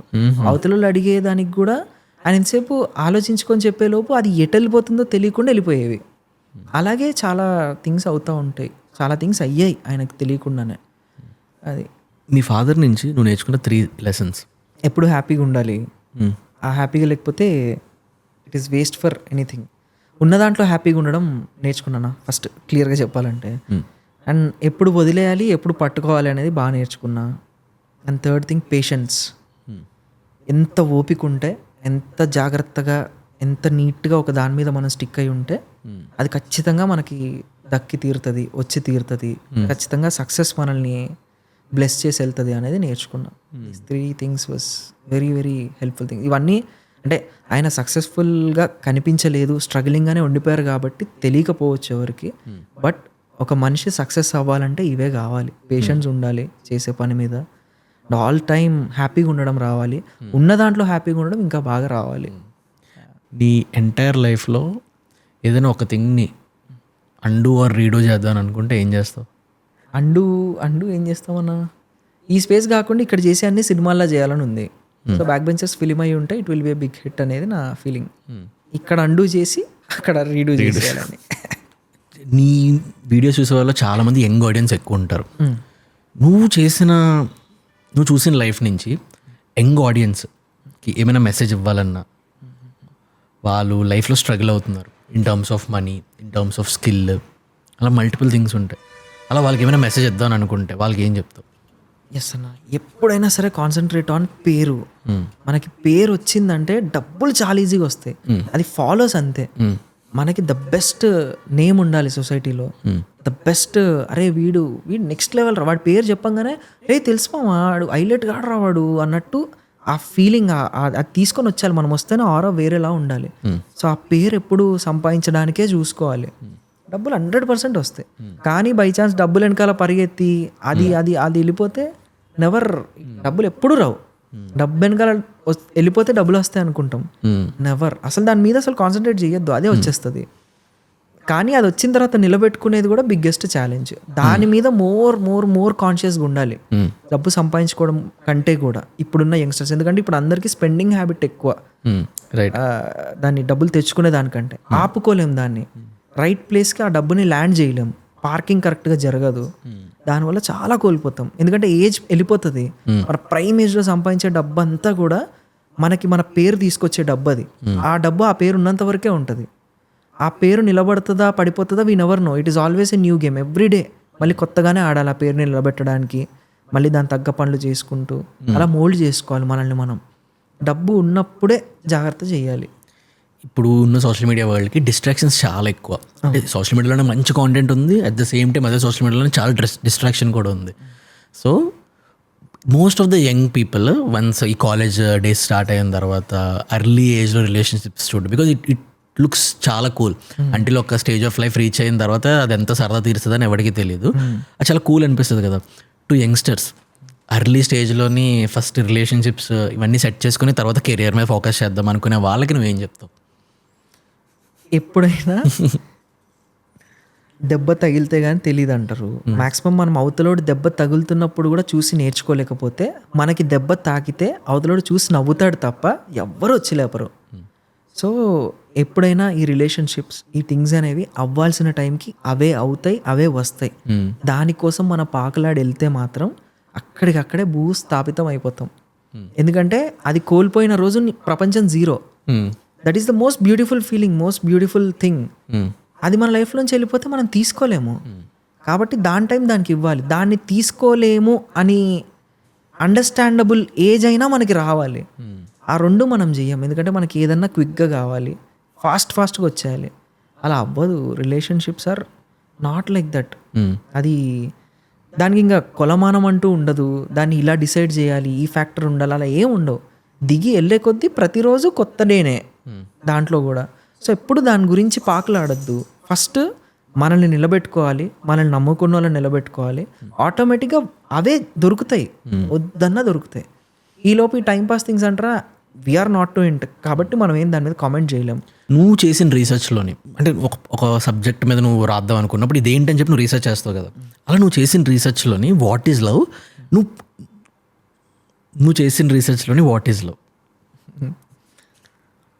అంటే మీకు ఇక్కడ వీడియోలో ప్లే అయ్యేవి, సినిమాల్లో చూపించేది చాలా వేరే అన్న. దానికి దీనికి రియాలిటీకి సంబంధం ఉండదు. రియాలిటీలో టప్ప డే షిఫ్ట్లు అయిపోతుంటాయి, మారిపోతుంటుంది ఒకరి మీద ఒకరికి పర్సెప్షన్. కొన్ని ఇయర్స్ పాటు చాలా బ్యూటిఫుల్గా ఉన్న వాళ్ళు కూడా ఓవర్ నైట్లో చేంజ్ అయిపోతారు. నీకు నాకు సంబంధం లేదన్నట్టు ఉంటారు. సో దానికి ఎప్పుడు ఇది అన్నట్టు మనం కొలవలేము దాన్ని. సో నేను రాసుకొని నేను తీస్తున్నప్పుడు కూడా ఆ రిలేషన్షిప్ అనేది ఎంతసేపు ఆ ఫన్ వేలో ఉన్నప్పుడు, ఇద్దరు ఒక అండర్స్టాండబుల్ టోన్లో ఉన్నప్పుడు మాత్రమే ఎక్స్ప్లోర్ చేసి చూపించాం. ఆ అదర్ సైడ్ ఆఫ్ ఇట్ ఎప్పుడు ఎక్స్ప్లోర్ చేయలేదు, ఎప్పుడు చూపించలేం కూడా. ఎందుకంటే మనం చూపిస్తే చాలా హార్ష్గా ఉంటుంది. జై శెట్టిది ఆన్ రిలేషన్షిప్స్ ఒక వీడియో ఉంటుంది, చూసావా? చూడలేదు. సో తను ఏం చెప్తాడంటే, మోస్ట్ ఆఫ్ ద లవ్ అనేవి ఉంటుంది, లవ్ ఎట్ ఫస్ట్ సైట్, ఈ బటర్ఫ్లైస్ ఇన్స్టెంట్గా అవుతాయి, వెంటనే ఆ లవ్లో పడిపోతారు. తను ఏం చెప్తాడంటే, లవ్లో అంత ఫాస్ట్గా పడొద్దు, మెన్ ఆర్ ఉమెన్ ఇద్దరు కూడా. ఎందుకు అంత ఫాస్ట్గా పడొద్దు అని అంటే, నువ్వు గుడ్ థింగ్స్కి ఎక్కువ అట్రాక్ట్ అవుతావు. అంటే నీకు అది నచ్చి అట్రాక్ట్ అవుతావు, అది ఆ మూమెంట్లో నచ్చుతుంది, అంటే ఒక హైలో నచ్చుతుంది. ఎక్స్ ఆర్ వై అంటే మెన్ ఆర్ ఉమెన్, ఆ పర్సన్ హైలో నీకు నచ్చాడు, లోలో ఉన్నప్పుడు ఎలా ఉంటాడో నీకు తెలీదు. ఉమెన్ అయినా కూడా లోలో ఎలా ఉంటారో నీకు తెలీదు. హ్యాపీనెస్లో ఎలా ఉన్నారో నువ్వు చూసావు, బట్ తన బ్యాడ్ ఫేస్ నడుస్తున్నప్పుడు ఎలా ఉంటారో నువ్వు తెలీదు. కోపంగా ఉన్నప్పుడు ఎలా ఉంటారో తెలీదు, కోపం లేనప్పుడే నువ్వు చూసావు. డబ్బులు ఉన్నప్పుడు ఎలా ఉంటారో నీకు తెలీదు, డబ్బులు లేనప్పుడు నువ్వు చూసి నచ్చొచ్చు, డబ్బులు వచ్చాక ఎలా మారిపోతారో నీకు తెలీదు. అందుకని చెప్పి రిలేషన్షిప్లో అంత ఫాస్ట్గా పడొద్దు. మోస్ట్ ఆఫ్ ద టైమ్ మనం వన్ డైమెన్షన్ నుంచే చూసి ఈ రిలేషన్షిప్స్ కానీ ఈ డెసిషన్స్ని తీసుకుంటాం. So give some more time until all dimensions of a person, men or women బయటకు వచ్చినంత వరకు చూసి అప్పుడు రిలేషన్షిప్స్ని తీసుకోండి అని చెప్పి చెప్తారు. Very interesting. ఇది స్పార్క్ ఉన్న పీరియడ్లోనే నచ్చే థింగ్స్ మనవి కాదు, స్పార్క్ లేకుండా ఉన్నప్పుడు కూడా అది నచ్చాలి అని చెప్తూ use to give conclusion something like this. And ఇప్పుడు మీరు చెప్పేదంతా నిజంగా హార్డ్ హిట్టింగ్ ట్రూత్స్ ఇవన్నీ, కానీ ఇదంతా అక్కడ స్క్రీన్ మీద ఎవ్వరు చూపించలేము. ఎందుకంటే షార్ట్ స్పాన్ ఉంటుంది, అండర్స్టాండబుల్ థింగ్స్ కాదు, ఏందో ఫిలాసఫీ చెప్తాడు వీడు అన్నట్టు ఇట్లా చూసేస్తారు మనల్ని. సో యాక్చువల్లీ ఇద్దరు కాంటెంట్కి ప్యారలల్స్ ఉంది. నువ్వు యూట్యూబ్లో కాంటెంట్ పోస్ట్ చేస్తాను, నేను యూట్యూబ్లో కాంటెంట్ పోస్ట్ చేస్తాను, but entirely content category different, audience చాలా డిఫరెంట్. మీ స్పేస్లో ఎలా ఉంటుందో నాకు అసలు తెలియదు, ఈ ఎంటర్టైన్మెంట్ కేటగిరీ కాంటెంట్లో ఎలా ఉంటుందో తెలియదు. బట్ మేము చేసే content it's very hard to crack. అంటే మాది ఇంకొక ఛానల్ ఉంది తెలుగు బిజినెస్ టాక్స్ అని, తెలుగు కనెక్షన్ కూడా. నేను ఎవ్రీ వీక్ ఎపిసోడ్ చేయను ఫస్ట్ థింగ్. అంటిల్ నేను నిజంగా ఇక్కడ ఈ చైర్ మీద కూర్చొని ఎంజాయ్ చేయకపోతే నేను ఎపిసోడ్ చేయలేను. అలా చాలా థింగ్స్ ఉంటాయి అసలు. మేము గెస్ట్ని చూస్ చేసుకునే థింగ్ కానీ చాలా థింగ్స్. ఎప్పుడు ఛానల్లో నువ్వు చెప్పు చూడు, ఇండిపెండెంట్ క్రియేటర్ నీకు అక్క ఫ్రీడమ్ కావాలని. ఎన్ని ఎంసీఎన్స్ నుంచి మెసేజ్ వచ్చినా కూడా ఎప్పుడు కూడా కంఫర్ట్ లైఫ్లోకి వెళ్ళలేదు. ఇప్పుడు మీ కోర్ ఎజెండా మూవీస్ ఎలా ఉంటుందో or core agenda is to democratise content. అంటే నాలెడ్జ్ని జనాలకి సింప్లిఫైడ్ వేలో అందజేయాలి. ఇప్పుడు ఫర్ ఎగ్జాంపుల్ నేను ఒక 1 hour ఒక 1000 crore కంపెనీ ఆంటర్ప్రెనర్ టైంని తీసుకొని రావడానికి చాలా స్ట్రైవ్ అవుతాను. ఆ కష్టం అందరూ పడాల్సిన అవసరం లేదు. అతని టైం నేను తీసుకొచ్చి కూర్చోబెట్టి అతని లైఫ్ నుంచి అతని గ్రోత్ ప్రాసెస్ని కానీ అన్కవర్ చేసి జనాలకి ఇవ్వగలిగితే అది చాలా లెర్నింగ్ కదా. అంటే ఒక నాలెడ్జ్ని తెలుగు కాంటెంట్ స్పేస్లోని ఈ బెస్ట్ ఆఫ్ ద బెస్ట్ కాంటెంట్కి చాలా తక్కువ పీపుల్ మాత్రమే చేస్తారనమాట. అందరూ చేయరు. బికాజ్ ఎందుకంటే ఈ స్పేస్ క్రాక్ చేయడం హార్డ్. ఈ స్పేస్లో మనీ చాలా తక్కువ ఉంటుంది. మోస్ట్ పీపుల్ ఏమనుకుంటారంటే ఈ స్పేస్లోనే ఎక్కువ మనీ ఉంటుంది అనుకుంటారు. చాలా తక్కువ. బికాజ్ ఎందుకంటే బ్రాండ్స్ అందరికి ఎంటర్టైన్మెంట్ క్రియేటర్సే కావాలి. బికాజ్ ఎందుకంటే అక్కడ సిపివి చాలా తక్కువ. ఇక్కడ ఈ బిజినెస్ కాంటెంట్ ఇట్లా సిపివి ఎక్కువ ఉంటుంది కాబట్టి కాంప్రమైజ్ అవ్వరు. సో ఈ ప్యారలల్స్ చాలా డిఫరెంట్ ఉంటాయి కదా. నీకు ఎంటర్టైన్మెంట్ కేటగిరీ కాంటెంట్కి ఈ బిజినెస్ కాంటెంట్ కేటగిరీకి ఏది ఎక్కువ డిఫరెన్స్ అనిపిస్తుంది? నువ్వు అబ్జర్వ్ చేసిన డిఫరెన్స్ ఏంటి? బికాస్ నువ్వు ఎప్పటి నుంచో యూట్యూబ్ స్పేస్లో ఉన్నావు కదా. అదే నా వాచ్ టైం ఒకటి చాలా మ్యాటర్ అవుతుంది. ఫస్ట్ పాయింట్ మాది ఏంటంటే ఈజీ గోయింగ్ కాంటెంట్. మేము రిలేటబుల్ అయ్యి జనాలు మమ్మల్ని సీరియస్గా తీసుకునే టైంకి మా కాంటెంట్ అయిపోతుంది, మా సిరీస్ అయిపోతుంది. మీది అలా కాదు. ఎవ్రీ వీక్ ఎగ్జైటింగే, ఎవ్రీ గెస్ట్ ఎగ్జైటింగే, ఎవ్రీథింగ్ ఈజ్ అంటే లైఫ్లో ఏదో ఒకటి చెయ్యడానికి ఇది యూజ్ అవుతుంది. మెయిన్ చేసే దాంట్లో ఏంటంటే ఫన్ ఉండాలి. నేను కంప్లీట్ క్లాసే పీకుతా, కంప్లీట్ నేను ఏదో నేర్పిస్తా అంటే చూడరు. సో నేను అది అంటే బ్యాలెన్స్ చేసుకుంటూ, అంటే 20 minutes వీడియో తీసినప్పుడు 5 minutes ఇది, 2 minutes ఇది, 5 minutes ఇది, ఇలా పెట్టి స్ప్లిట్ చేసి నేను డిజైన్ చేయాలి. మీకు అలాంటి పాయింటే లేదు. అవతల వచ్చే గెస్ట్ మాట్లాడే దాన్ని బట్టి మొత్తం ట్రాక్షన్ చేంజ్ అయిపోతుంది. Right. So that's how your space is always like making and getting access for everybody to learn something for tomorrow. మాది అలా కాదు. ఈ రోజు మీరు కన్జ్యూమ్ చేస్తే మస్తు ఎంజాయ్ చేస్తారు, దాని పార్ట్ కోసం వెయిట్ చేస్తారు, దాంట్లో ఏదో ఒకటి నచ్చితే మస్తు చేసిన రా వీడియో అనుకుంటారు. కానీ over a point of period main చేసేదానికి క్రేజ్ ఎక్కువ. ట్రూ. జనాల్లో మోస్ట్ ఆఫ్ టైం ఏంటంటే every individual is working hard in his life. వాడు చాలా కష్టపడుతుంటాడు ఇండివిజువల్. నేను అబ్జర్వ్ చేస్తున్నా ఎందుకు యూట్యూబ్ కాంటెంట్ స్పేస్లో 40% ఎంటర్టైన్మెంట్కి ఎందుకు ఉందని. బికాజ్ ఎవ్రీ ఇండివిజువల్ చాలా కష్టపడుతున్నాడు లైఫ్లో. వాడి లైఫ్లో చాలా బ్యాటిల్స్ ఉన్నాయి, వాటి అన్నింటికి గెలవాలి. వాడు ఉన్న ఫ్రీ టైంలోని యూట్యూబ్ కాంటెంట్లోని వాడు కొంచెం ఎంటర్టైన్ అవ్వదామనే చూస్తాడు. మళ్ళా ఇటు చెప్పే బిజినెస్ అది ఎందుకు అని చూసే ఆడియన్స్ ఎక్కువ మంది ఉన్నారు కాబట్టి 40% ఎంటర్టైన్మెంట్ కేటగిరీకి ఉంది. దట్స్ హౌ నేను అనలైజ్ చేసిన థింగ్. ఈవెన్ మనమైనా రిఫ్రెష్ అవ్వాలంటే ఆబ్వియస్లీ ఫన్ వీడియోలో చూస్తాం, ఎంటర్టైన్మెంట్ వీడియోలో చూస్తాం. So that's how this is all works. And ఇక్కడ ఎంటర్టైన్మెంట్కి ఉన్నంత విలువ స్టేట్ మారిపోతే మళ్ళీ అలా ఉండదు. ఎవరు పట్టించుకోరు ఎవరెవరిని. ఈ పర్టికులర్ మన స్పేస్లోనే ఎంటర్టైన్మెంట్ కానీ ఫిల్మ్కి కానీ చాలా విలువ ఎక్కువ, వాల్యూ ఎక్కువ. To be honest true. నార్త్లో కూడా క్రియేటర్స్కి అంత రెస్పెక్ట్ చేయరు. ఇక్కడున్న ఫ్యానిజం కానీ ఆ సెలబ్రిటీ స్టేటస్ కానీ చాలా వాల్యూ ఇస్తారు. నిలబెట్టాలన్న వాళ్ళే కూల్చారు. నేనే బెస్ట్ ఎగ్జాంపుల్. రైట్. నీ ఎంటైర్ లైఫ్లో నువ్వు నేర్చుకున్న 3 best life lessons. Never give up. Any given point ఏది వచ్చినా గివ్ అప్ చేయకుండా ఉండడం, కోపం తెచ్చుకోకుండా ఉండడం, కామ్ అండ్ కంపోజ్డ్గా every step has to make us to reach to our గోల్కి దగ్గరగా తీసుకొని వెళ్ళగలిగే స్టెప్సే వేయడం, ఆ స్టెప్స్లోనే వెళ్ళడం. ఈ 3 బాగా బాగా నేర్చుకున్నాను. నైస్. ఈ పాడ్కాస్ట్ని నేను ఒక లైన్తో ఎండ్ చేద్దాం అనుకుంటున్నాను. నువ్వు నాకు ఎప్పుడైతే పాడ్కాస్ట్ చేద్దామని మెసేజ్ చేసావో నేను నీకు పెట్టిన ఫస్ట్ మెసేజ్, నాకు కొంచెం time are you I let you know అని చెప్పాను. నేను దానికి 3 months టైం తీసుకున్నాను. I was thinking a lot. ఏంటంటే అప్పుడు నేను కలిసాను. నేను కలిసిన తర్వాత మనం 2 hours 3 hours only content, YouTube వీటి గురించే మాట్లాడడం ఎంటైర్ థింగ్. నేను చాలామంది క్రియేటర్స్ని కలిసాను. ఫ్లూక్లో గ్రో అయిపోయిన క్రియేటర్స్ని కలిసాను. వాళ్ళ కాంటెంట్ ఎందుకు వర్కౌట్ అవుతుందో తెలియని క్రియేటర్స్ని కలిసాను. అలా చాలామందిని కలిసాను. వన్ థింగ్ నాకు నీ లైఫ్లో బాగా నచ్చింది ఏంటంటే నువ్వు నీ ఎంటైర్ ఒక్క పర్సన్వి నువ్వు మల్టిపుల్ ఛానల్స్ని బిల్డ్ చేసావు. అండ్ ఏవో నార్మల్ నెంబర్స్కి కూడా కాదు, ఎంటర్టైన్మెంట్ కేటగిరీ స్పేస్లోనే ఒక ఛానల్ 5 million సబ్స్క్రైబర్స్ బిల్డ్ చేసావు. అది పోయిన తర్వాత కూడా బయటకు వచ్చి ఇంకో 2 channels బిల్డ్ చేసావు. స్క్రాచ్ నుంచి మళ్ళీ నీ ఓన్ థింగ్ని నువ్వు మళ్ళీ బిల్డ్ చేసుకుని వచ్చావు. It's really a good case study for someone who is struggling in life. నేర్చుకోవాలి, మళ్ళీ ఏమైనా చేయాలంటే you set a good example. నీ పర్సనల్ లైఫ్తో నాకు సంబంధం లేదు, నిన్ను తీసుకొచ్చి యూట్యూబ్, ఎంసీఎన్, ఈ ఎంటర్టైన్మెంట్ కేటగిరీలో ఎవరికైనా హెల్ప్ అయ్యేలాగా ఏం మాట్లాడొచ్చు, వీటి మీద మాత్రమే ఫోకస్ చేద్దాం అనుకున్నాను. అందుకే నేను 3 months టైం తీసుకొని అంత ఎక్కువ థింక్ చేసి ఫైనల్గా ఈ పాడ్కాస్ట్ చేయడానికి బిగ్గెస్ట్ రీజన్ ఏంటంటే because you are someone who build something YouTube స్పేస్లో. అది ఎవరికైనా హెల్ప్ అయింది అనుకో వీడియో చూసి, I'm more than happy. Because ఎందుకనంటే our main goal is to skills, knowledge ఇవి ఏవైతే ఉంటాయో వీటిని యాక్సెస్ చేయడం జనాలకి. యాక్సెస్ టు స్కిల్స్ కానీ, యాక్సెస్ టు నాలెడ్జ్ కానీ, ఇవి జనాలకి హెల్ప్ అయ్యాయి అనుకో మా ఛానల్ నుంచి, ఈ పాడ్కాస్ట్ నుంచి. అంతకు మించి ఇంకేమీ అవసరం లేదు మాకు.